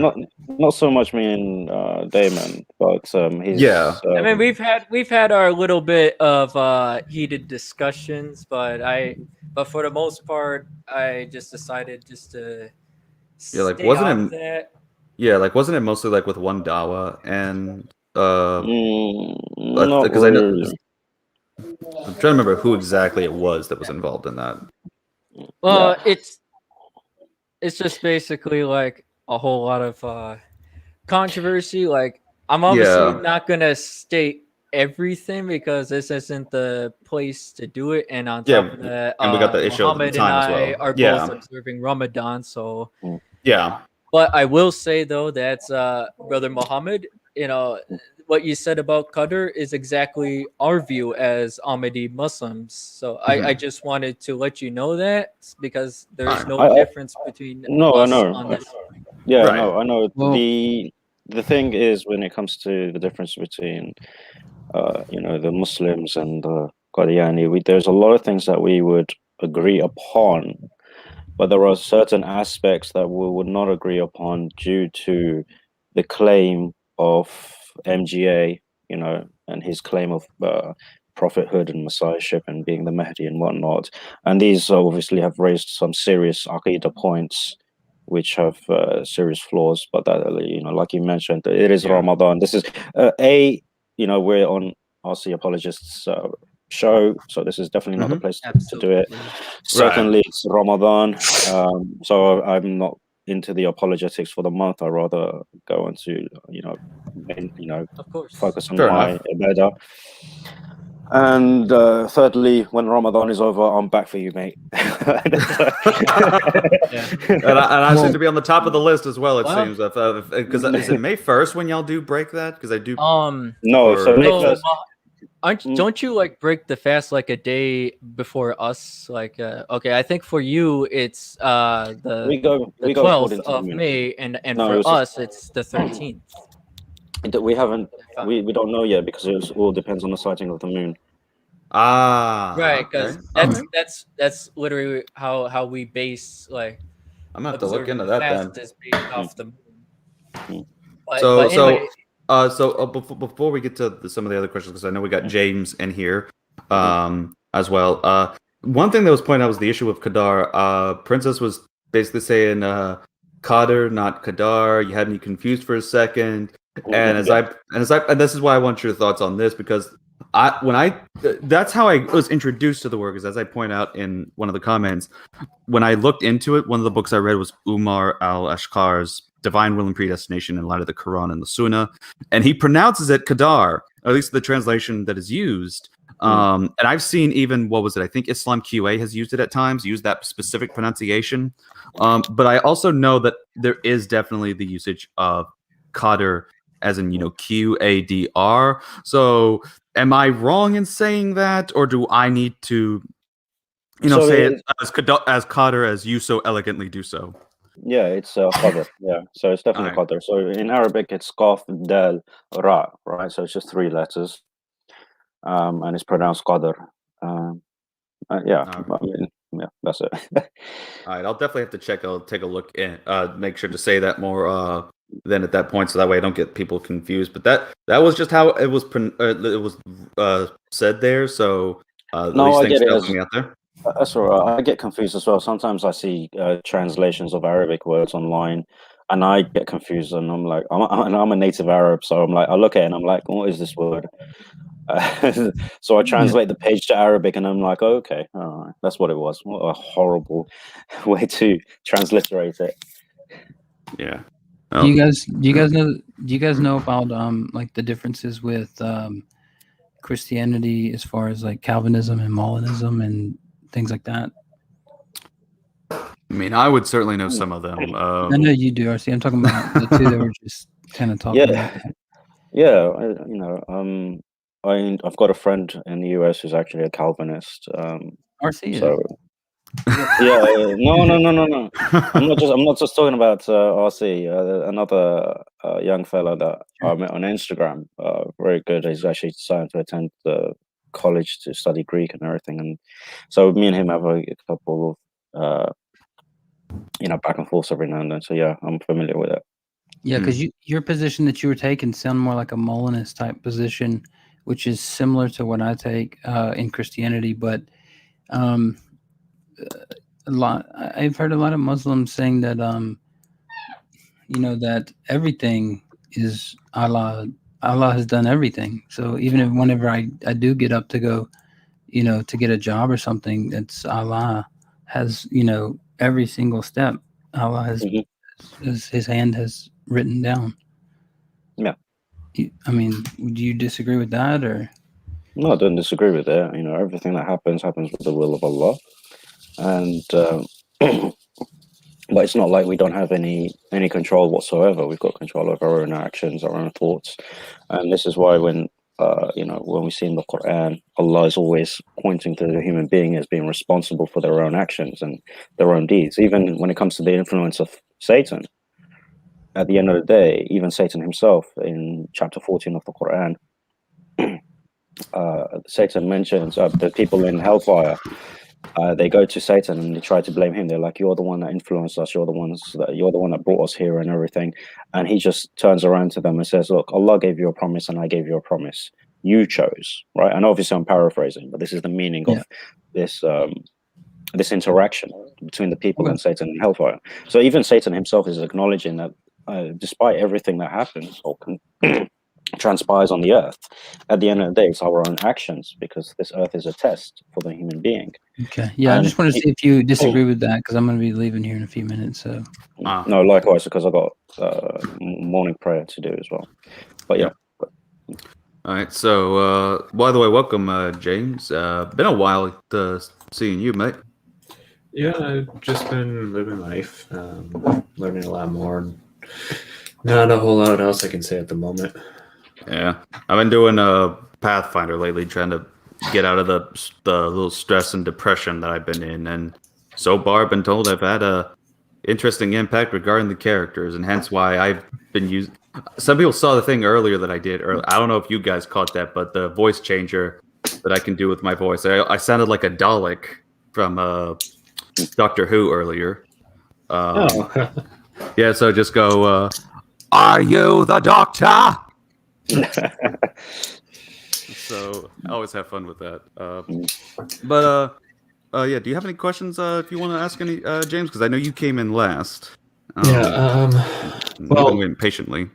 No, you're fine. I didn't really have any questions, but I've been learning Presup slowly here and there. Ooh. So I know, in regards to it, to say that it is circular isn't quite true, because that is a bit of a misunderstanding. I understand that you're actually starting from a certain worldview, so everybody already comes from what is it? Some sort of basis. So from my understanding of it is, if you're a Christian coming to an atheist in a debate, you don't say, okay, we're going to start from nothing and we're going to try to build off of that. No, you say, okay, I'm going to start from my worldview. I am a Christian who believes in the God of Abraham, Isaac, and Jacob. That is the God I believe in, and that is the God that I will establish in this debate, not a general theistic proposition. I understand the why there are philosophers who want to do that in the first place, because there's a common ground that they want. Yeah. But if you're trying to, shall I say, find a common ground in that, sometimes it may not get past that. Sometimes you need to just jump right into it and say, hey, this is what I believe, and this is where I'm going to start from. But that's something I learned. I listened to the Master's Seminary on Apologetics from California, and today I just recently finished The God Who's There by Francis Schaeffer, which I thought that was a pretty good book. Oh yeah, he was another one of Van Til's students, though he was definitely more of an interesting case of it. Which, by the way, before going into that, Razek, are you familiar with because I know he debated him a while back, Edward Tabash? I'm familiar with the name, but I don't know too much about him. He was a guy that Muhammad Hijab debated a while back. I forget when exactly he did, but he was an American lawyer and leader of an atheist organization. And yes, I remember that. Yes, there's before he debated Hijab. There's actually a famous debate that happened between one of the precepts out there, Greg Bonson. In a debate that happened there with the more younger Edward Tabash on the question of does God exist. So just in case you want to give a look at that or give a shot at that, that's out there. They even have a remastered audio version of it that just recently came out because Covenant Media Foundations decided to actually release them for free for people. So that's always good there. Nice. Well, the thing is, when it comes to discussing with atheists, so we'll never, take up the Presup position, because they will just take apart or attempt to take apart the Presup, right? And that position that already, God is true and a certain worldview is true. So when it comes, and this is why, when I was talking about, when we had our brief discussion of how we're going to approach our debates, I said I was going to come from a very neutral point. Start from the position where, as if I'm talking to someone who doesn't believe it at all, and display why, the logical reasons of why God is true. And during my research for my book, I realized that the Quran in of itself has all these questions, philosophical questions, naturalistic questions, and so on and so forth. And this in of itself asks the disbeliever, the atheist in particular, all the questions that would point to a creator in the first place. And then it goes on to more questions of why Islam should be the one that's accepted, why Allah should be the one that's accepted above all worldviews, because it actually goes into other worldviews as well and asks questions about those. Do you believe that this and such is something that is logical to believe in or rational to follow? Right. So these are the sort of questions that the Quran already has instilled within it. So when we talk about neutral questions and neutral theology, the neutral stance, the Quran already takes that position when it goes to asking all these existential and theological questions. In order to get someone to think about their position, their current position. And so for me, debates, especially with Muhammad Hijab debate with that atheist, I'll be honest with you, I didn't pay too much attention because my studies of the Quran in of itself has opened my mind to a lot of philosophy that I wasn't yet acquainted with. As well as logical thinking, critical thinking, and so on and so forth. A lot of things are there that I didn't realize prior to actually sitting down and studying these questions, and the historicity as well that he actually provides with these questions, which is very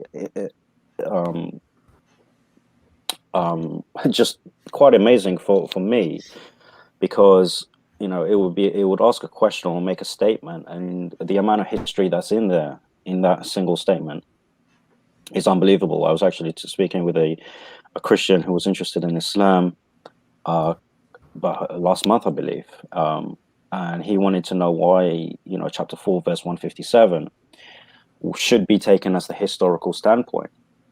And I spent 3 hours going with him, just talking about the historicity of the crucifixion and how many of these words in that verse actually prove that Jesus was not crucified from a historical standpoint, from what we know of history today. So, when I realized that I could go, do a 3-hour session on based on a verse that's only 34 words long, that allowed me to look at some other verses that make some certain claims or certain questions, and go, and just look really deeply into it and realize that yes, it covers quite a lot, and it is a key to knowledge. And just to respond to a comment which I find quite amusing. He says, ask him what he thinks of Muhammad sleeping with a 9-year-old child. Okay. Right, which is why I don't use that. I don't use that as a criticism against Islam. Yeah. All right. So just to ask him, what do I think about it? I think it's absolutely fine, right? Do not think I'm an apologetic Muslim. I am unapologetic, all right? And if you look at anything regarding Aisha radiallahu anha, you would see that she wasn't a child. She was a woman, a menstruating woman. All right, so please go and do your research on Islam. Do not come here and think that I would shy away from saying it's okay. All right, that my prophet, Muhammad, peace be upon him, consummated his marriage to a 9-year-old woman. All right, so thank you very much. Okay, and the issue with that is what would be noted, and this is why I don't use that as the criticism, is because as what is noted, James White had written the book on the what every Christian needs to know about the Quran. He mentions this and points out that why he doesn't use it is the fact of number one, that the Quran and the Hadith itself do not show any form of embarrassment towards this, and then number two, that in terms of the cultural context, it was used because of the issue. From what I believe he said, that death was definitely a common thing that could happen in the particular area, and thus getting married within the area at that within the young aging area and having the children bear forth, making sure that life was prosperous and all that kind of stuff. That's usually what was referred to in terms of that. Now, I being a few others don't, of course, probably agree with that, but as even Farid notes in a video that he did addressing it, because it's not just Christians that criticize this. I think, if I'm not mistaken, even some Shia make this kind of objection. So, and they point out usually, like, if you look in America and other cultures, even within Christian nation cultures and all that kind of stuff, there is varying young kinds of like age kinds of things there. So, and even then with the Bible itself doesn't necessarily even show a condemnation into that. In fact, from what I've observed, not 9 but like 14 years old was like for the men, for the boys and the girls, where they would be considered men and women at that particular point, is when they are at that specific age in the Jewish culture for like Old Testament period. So with that, that's how I would have been understanding it with it, and I would realize that culture changes. So obviously, for me, I wouldn't, be interested in being involved with a child, and I don't think some of the others would be. But I understand at the same time, I'm not what these people back then were, and I wasn't involved in dealing with that. So that's how I deal with that. Instead, I would go with another marriage issue that Muhammad had. That James White, was Zayd the David. That's the one that White mentions in terms of the Hadith and the Quranic context. So that's one I would go with, and I don't want to get too much into that. But ultimately, I would suggest that if we are dealing with like the issues of the of bringing Aisha as an objection, I don't think it's going to be getting much, because it's pretty much, as you pointed out, not much of a ashamed matter of it, and you basically go off of what you even said yourself, not child, but basically a woman, based upon the categories what defines them within your religion. Yeah, well, I mean, you touched upon the Jews there, for example, right? And a lot of the Islamic tradition actually follows from the Jewish tradition, because obviously we believe the source is the same, a lot. And as it is in the Jewish tradition, when a male or female hit puberty, they are no longer considered a child. There is nothing like adolescence or teenager and then adulthood. Right? That doesn't exist within Judaism and Islam. It goes from you're a child to an adult, straight up. Right? As soon as you hit the age of puberty, as soon as the final signs of puberty are shown in a man or a woman, they are considered an adult. And in Islam, we are taught that this is where your accountability starts. You would not pass the age of puberty until Allah has already decreed that you are at a stage where you can intellectually think for yourself and make rational decisions, and you have the ability to be responsible enough to carry out things that adults would. So, when over here they're laughing 9-year-old woman, lol, it just shows the lack of intellectual research that has been done into their claim, where puberty is a sign of adulthood. So saying a 9-year-old woman is not a contradiction, right, of any sort. It's also as you mentioned, the cultural context as well, and obviously they are using deploying the fallacy of presentism, just using 21st century logic or culture to judge a previous a culture that's 1400 years old. And even today, when we're talking about today, like, people usually ask me, it's like, okay, you're so unapologetic about Muhammad, peace be upon him, marrying a 6-year-old and consummating the marriage at 9. Would you do that today? I'm like, of course not. I wouldn't do it today. Well, is it because I'm ashamed of what the Prophet, peace be upon him, did? No, it's because back then they were mature quicker due to their circumstances. And as you mentioned, that life expectancy is short and everything, so they need to mature quickly, especially in a harsh environment, desert conditions. They have to grow up to learn to survive quickly, and that in of itself, and you see it today. I mean, if you look at any country stricken with war or famine or something, you would see 4, 5, 6-year-old girls actually cooking for their baby brothers. I'm like, but in the West, where a lot of girls are comfortable, you would not see a 6-year-old getting up and making a full meal, right, for her siblings. So it depends on location, circumstances. There's a lot of factors that go into the maturity of a woman. And and okay, over here is again, he's saying women's brains finish developing at 25. Well, can you say this about a woman who's actually insane, who hasn't got that brain functionality? So for us, when they say that there is no age in Islam for marriage, we make it very clear. It's because you could pass puberty, but you may not have that mental stability to get married, or you may not be intellectually sound to get married. So you could have a 16-year-old girl, teenager, that's ready to get married, all right? And actually recently on Twitter, there was actually that announcement that 2 16-year-olds got married, and I'm happy for them. 2 16-year-old Muslims got married. But then, I'm 30. I'm not yet married, right? So I'm soon to be married, inshallah. So wish you good luck on that, by the way. Thank you very much. Thank you very much. Yeah, even a couple centuries ago, people were marrying in their mid-teens or early teens. It didn't matter if it was a girl or a boy. This was all over the world. It is said for one of the Mujaddids of Islam, Shah Waliullah. I'm not sure if you accept him, Razik, but according to Jonathan Brown, he married at, I believe, age 14 to a woman, and then one of the most famous dictators in history, Mao Zedong, he married at the age of 14 to a 21-year-old woman. So this is something that's not really anything unusual as those so-called 21st century advocates try to present.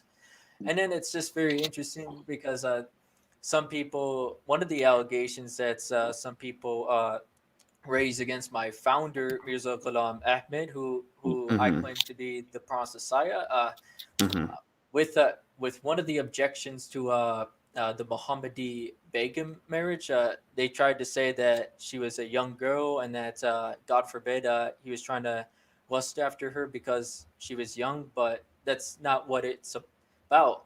The thing is during that time, according to A.R. Dard, who wrote Life of Ahmed, often people married young in India, and there's nothing really unusual about that. So that's not a valid objection.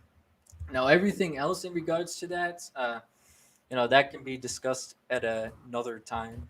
Yeah, no, definitely. And just the thing is, just on the final point on this subject, when people look at the age of Aisha radiallahu anha, they don't realize that when we say that Rasul was the example for mankind, if we just take this example in terms of marriage, he married a virgin.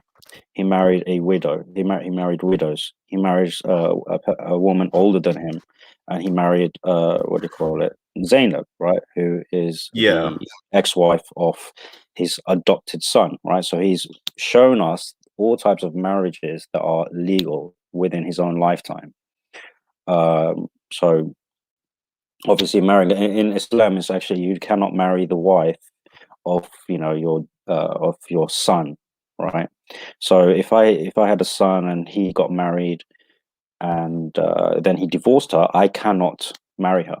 So the reason why the Prophet, peace be upon him, married Zainab is because Zayd bin Harith wasn't his son. He was his adopted son. And this is why even in Islam, yes, at that time it was considered a taboo, right? But he broke that taboo and showed the people that your adopted sons are not your sons, right? They do not carry your name. They don't have the same rights as your biological sons, and so on and so forth. So it was a breaking of the taboos, and it's showing the legality of it. And because if there's no blood ties whatsoever, then that's fine, right? Because it's just another man. Because, for example, let's say me and Damon, let's say I have a wife, and then I get divorced. Damon can then marry her. Just leaving aside the theological differences where it says that she won't be able to marry him. But let's say, for example, just for the sake of argument, okay, because me and Damon are not biologically related, right? Right. So that's all it really is. And just to kind of answer Wildheart's question, I thought Jesus was just a prophet according to the Quran. Yes, he is just a prophet according to the Quran, and he is even recognized as Al-Masih, which I believe was a previous comment by, I think, the same individual, if I'm not mistaken. Well, it was from Upseas that was mentioned. Oh, sorry, from Upseas. Oh, right, from Upseas, sorry. Yeah, but like he was asking that because he thought that, it's just a prophet, not just Messiah. No, so he's a prophet and the Messiah, right? According to the Quran, so he's even known as his title is Al-Masih ibn, whether in the Quran and the Hadith in it. So Al-Masih ibn Maryam. Okay, so it's not just the title, but the positive identification of who this Messiah is. So Al-Masih Isa ibn Maryam. Okay. Yeah. And this is very clear in the Quran as well as the Hadith tradition. And there is no contradiction between him being the Messiah and a prophet, because he was a prophet to Bani Israel, to the children of Israel, and obviously he will return to kind of carry out his messianic duty. And this is again very explicit within the Quran and the Sunnah. Right. And so what I would also point out to Upseas before we continue to at least a couple of more questions in here before getting ready to end the stream, is that regarding the issue of the Messianic prophecies in the Old Testament, again, it depends on who you talk to. So, and who knows, maybe we'll discuss that come May 1st on the debate. Yes. If we do get into the issues about issues within the Trinity and then the Messianic prophecies that make certain statements like the one in Isaiah 9:6, we may get into that. So just keep an eye out for that. I love Isaiah 9:6. It's one of my favorite unfulfilled prophecies. Say what you did there. We'll be sure to explain how we differ on that. But I do want to point out one thing before we get to either Damon or James if they have a question. I would point out that one thing that you mentioned. Yeah, just real quick. My comment to is that regarding the statement of the neutrality. Note that I will definitely be taking the position of like Bonson and the others regarding. What I take on it is when you say neutrality, I would take what is essentially referred to as the myth of neutrality, which is even the very first chapter in Greg Bonson's book, Pushing the Antithesis. In case you ever want, I think I might be able to send you a PDF of that if you're interested in taking a look in that. But like when the issue of when we talk about like this neutrality myth, essentially, you talk about like starting from a neutral position, but all positions ultimately have a foundational worldview position in how they observe things. And if something was to be truly neutral, as it basically states, then essentially there is no there is no defense or understanding of metaphysics, epistemology, ethics, meaning you have no belief in what is right or wrong. You don't believe in the existence of right or wrong, or have any view of right or wrong, or even have any view of ethics, period. And this is just false, even if we were to go with the notion of, say, trying to define atheism as this neutrality, because even atheism has a position of ethics, which is that it is subjective, that it is on the view of the human beings. And there's even some atheists like Tom Jump that state that morality is objective, but it is not in God, and thus form some kind of pantheism involved with it. So there's all kinds of positions, but ultimately they don't point to a neutrality, because if there was a neutrality, then the person, as Bonson would point out, they don't even exist, because that's their reasoning doesn't even exist, their logic doesn't even exist, because that's ultimately the true neutrality of it. So consider that that's definitely going to be where I'm going to come at when it comes to that position, and what I adhere to, especially in light of my position on this, is what Jesus says in Matthew chapter 12, verse 30. He who is not with me is against me, and he who does not gather with me scatters. So this verse is ultimately the biblical verse that sort of puts a refutation into the notion of neutrality, because he even says, if you're not with me, there is no middle ground. If you're not with me, you're against me. So that'll be my particular take on that. True, but you'll remember that Jesus was sent to a people who already believed, so he wasn't speaking to a people who disbelieved. The Quran takes a completely different position because it doesn't just address people who previously believed and fell from the path. It addresses people of all sorts. So you mentioned earlier about deism, atheism, Buddhists, Hindus, you name it, right? The Quran is designed to address all of these people from a neutral point and get them to use their critical thinking to come to an understanding that Allah is the only one worthy of worship. So this is why our approaches are going to be completely different. Now, obviously, the criteria that I'm going to be using is the Quran, but it's not from a secular point of view, because it actually contains very academic argumentation that's way before, that's way ahead of its time. Yeah. And so that's where it's going to get to, is that ultimately our differences is in worldviews and foundations and presuppositions that we have. And hence that's what's ultimately what's going to be our main difference. But we'll get more into that, of course, when the debate comes. I'm looking forward to it, to be honest.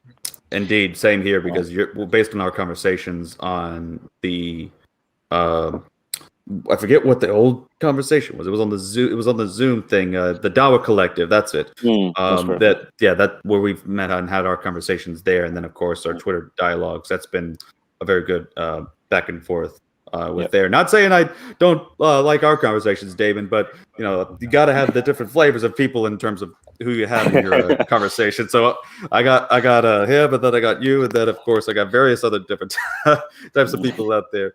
But speaking of Damon, Damon or James, do y'all have any questions y'all would like to sound off?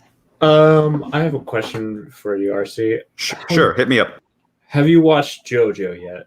I have seen every single one so far. I am waiting for the new season as soon as it comes out. And I tell you what, that's why I have basically just made JoJo references on almost every single kind of thing. And I tell you what, when I played League of Legends before my ulnar nerve issue started happening, and I was playing a set, I would basically do the muda thing. I would basically go doing the whole muda.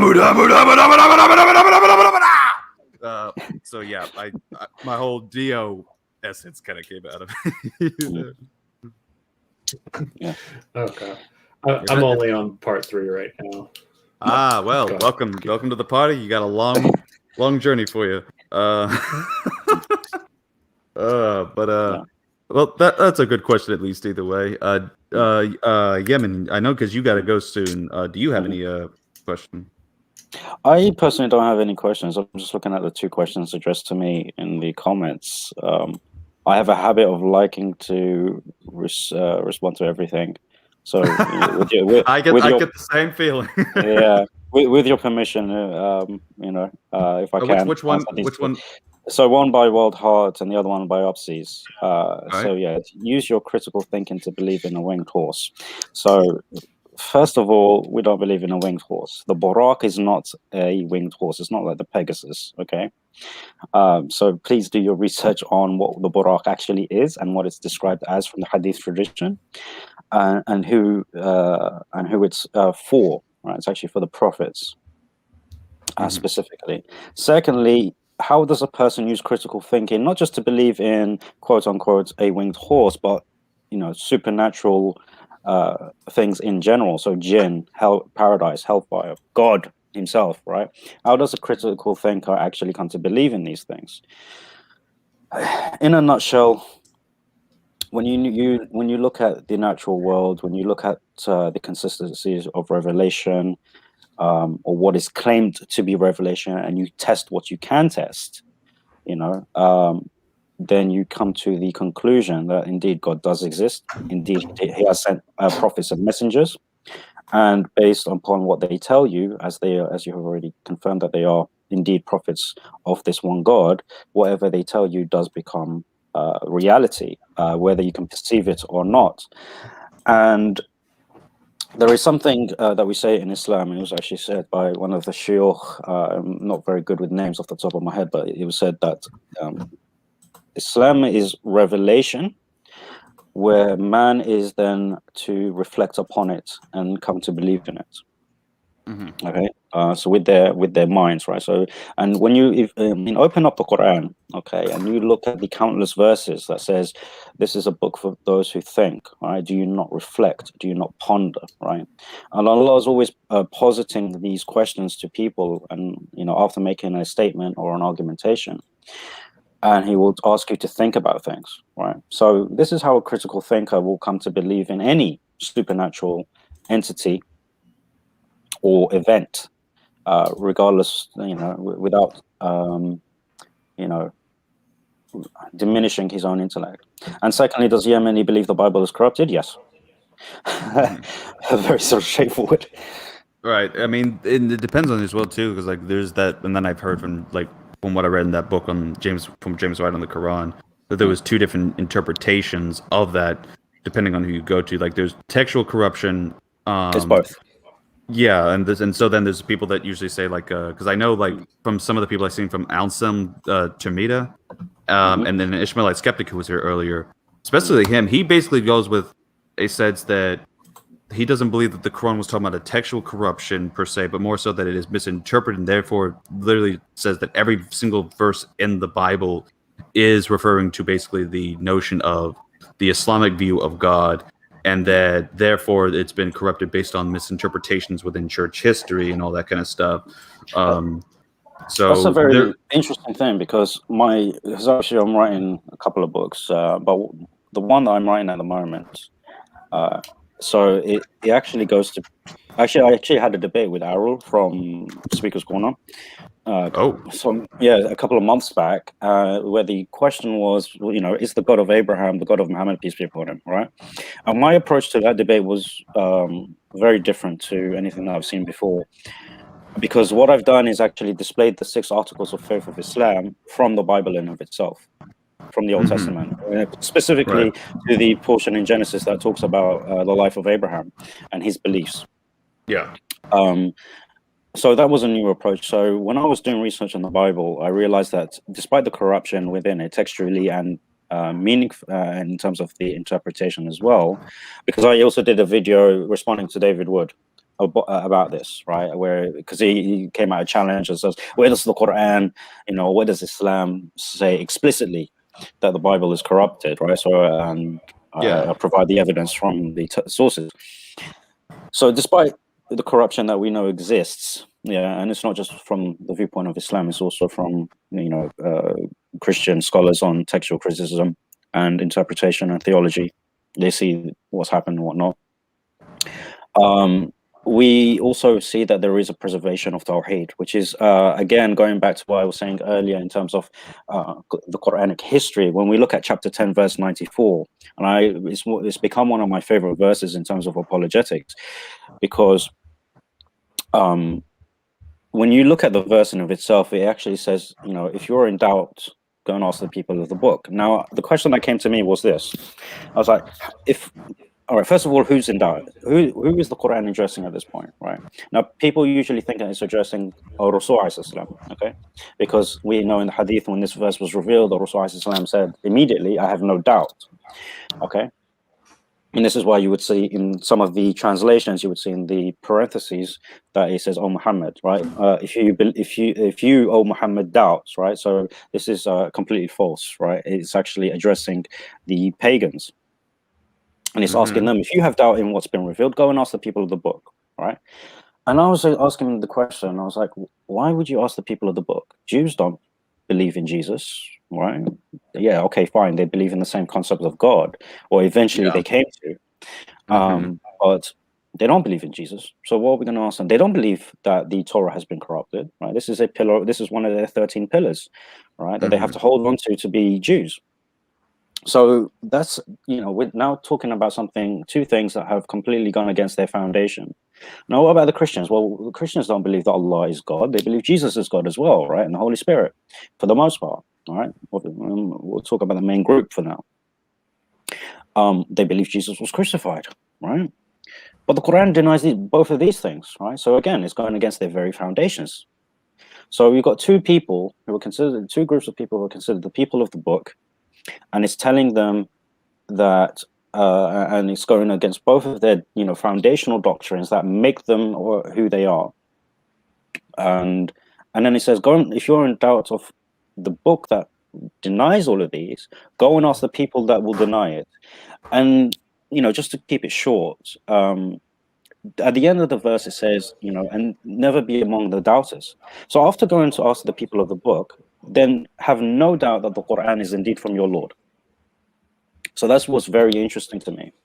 I was like, so I did a bit more research into it, and I realized that indeed the 6 pillars of Iman, 6 pillars of faith, are found within the Old Testament and the New Testament. And this is it would definitely be covered in my book as well. So yeah. All right, well, that's good there. Thanks for definitely allowing you to deal with some of the stuff, because I know the feeling where some people are mentioning some of the stuff like that.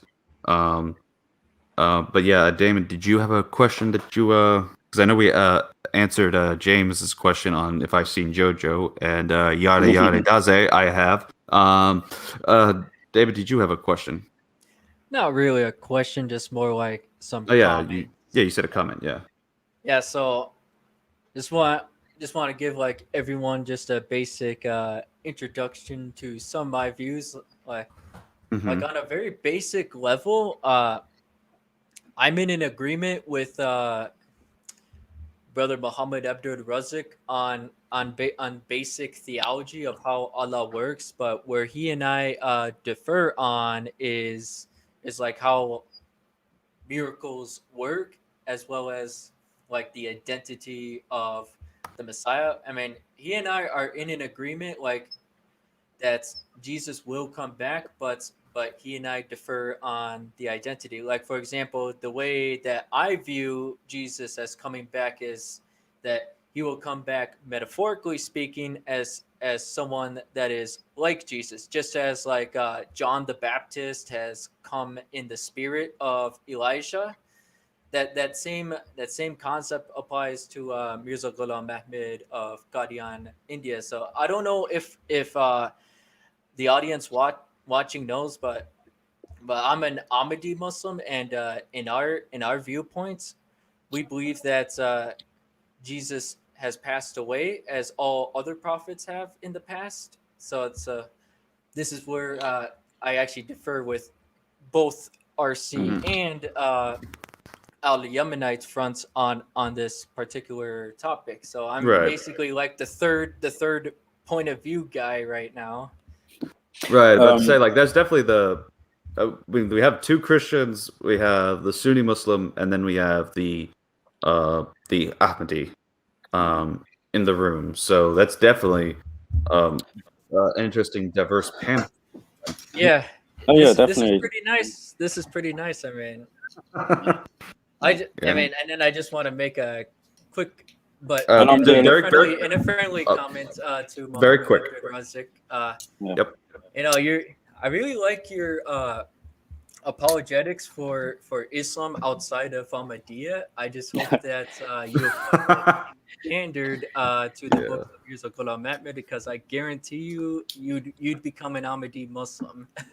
There is that confidence that usually is seen with genuinely honest. I'm not teasing him. I'm being genuinely honest. Well, to be fair, I'd say the same thing where I think you're going to become Christian at some point. And what do you call it? I just pray that everyone on this panel becomes a Muslim.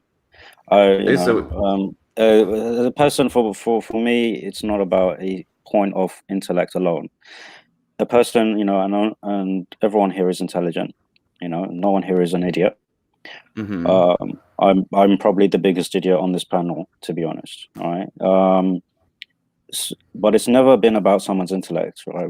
We've had people who, like Einstein or Christopher Hitchens or whatever his name was, right? These great thinkers and whatnot, and they died disbelievers, right? It's not about the intellect alone. It's also about the sincerity of the heart and whether you're willing to follow through on recognizing inconsistencies in logic or clear evidence that is brought to you. So this is something that me as a Muslim is taught day in and day out, right? Don't rely on yourself to be guided, right? Just do what you can and pray that God guides you, but you have to be sincere in doing it, right? And you have to be able to recognize your own mistakes. You'll be able to Yes, that's exactly my view, brother. Yeah. But with Damon, I don't believe that it's that the core issue between us is miracles, how we perceive miracles, or how we interpret the Quran. Because I can guarantee you, Damon, that if MGA never declared to be a prophet in the first place, he would not hold the beliefs that he holds today. So the central issue, which is why before Ramadan, we were more focusing on examining the claim of MGA's prophethood. And obviously he disagrees, but we have looked into certain claims of his prophethood and recognized the inconsistencies. And although I myself do not engage on Twitter, except for retweets of Islamic reminders during the month of Ramadan, I did come across a tweet by another brother who said that, if MGA was, getting divine revelation, why did he also need to appeal to the books of the scholars, right, and for certain interpretations?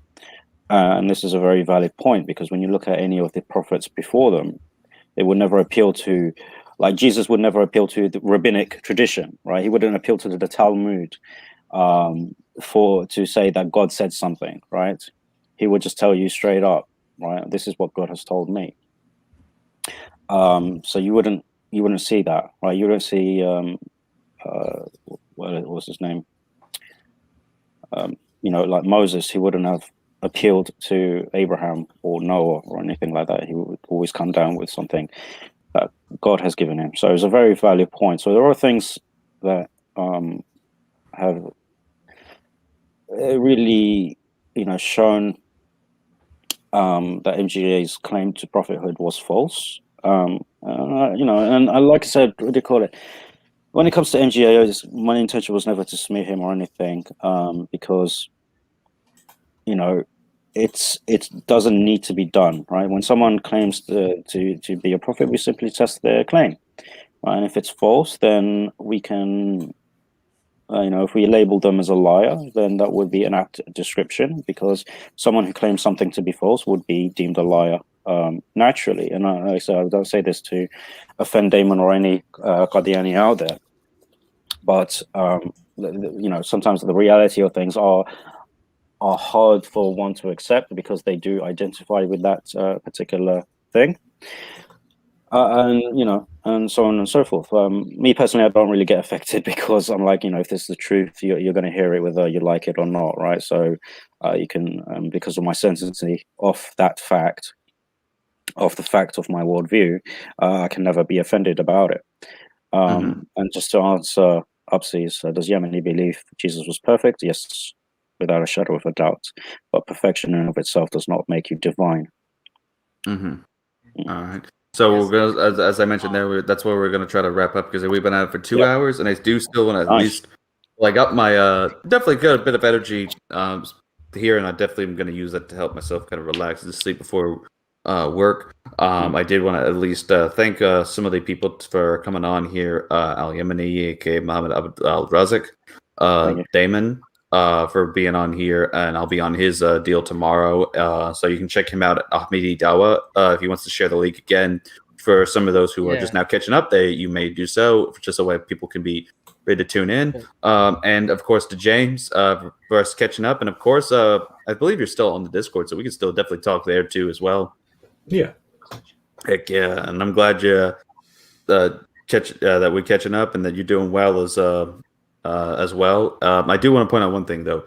With the circularity, I would suggest I'll actually send you an article on it, because there's a guy who did a good point point on it in response to the notion of circularity within it and what that involves. So I'll definitely send that to you, because I agree it's not I would say this, it's not a fallacious circularity, because I eventually learned from William Alston, another philosopher, that there's the virtuous circularity and then there is the fallacious vicious circularity. But we'll get into that in a bit. So thank y'all all for tuning in. Be sure to tune in with the debates that are going on, and for more videos on uploads on this channel. And until then, it's been RC Apologist. Take care.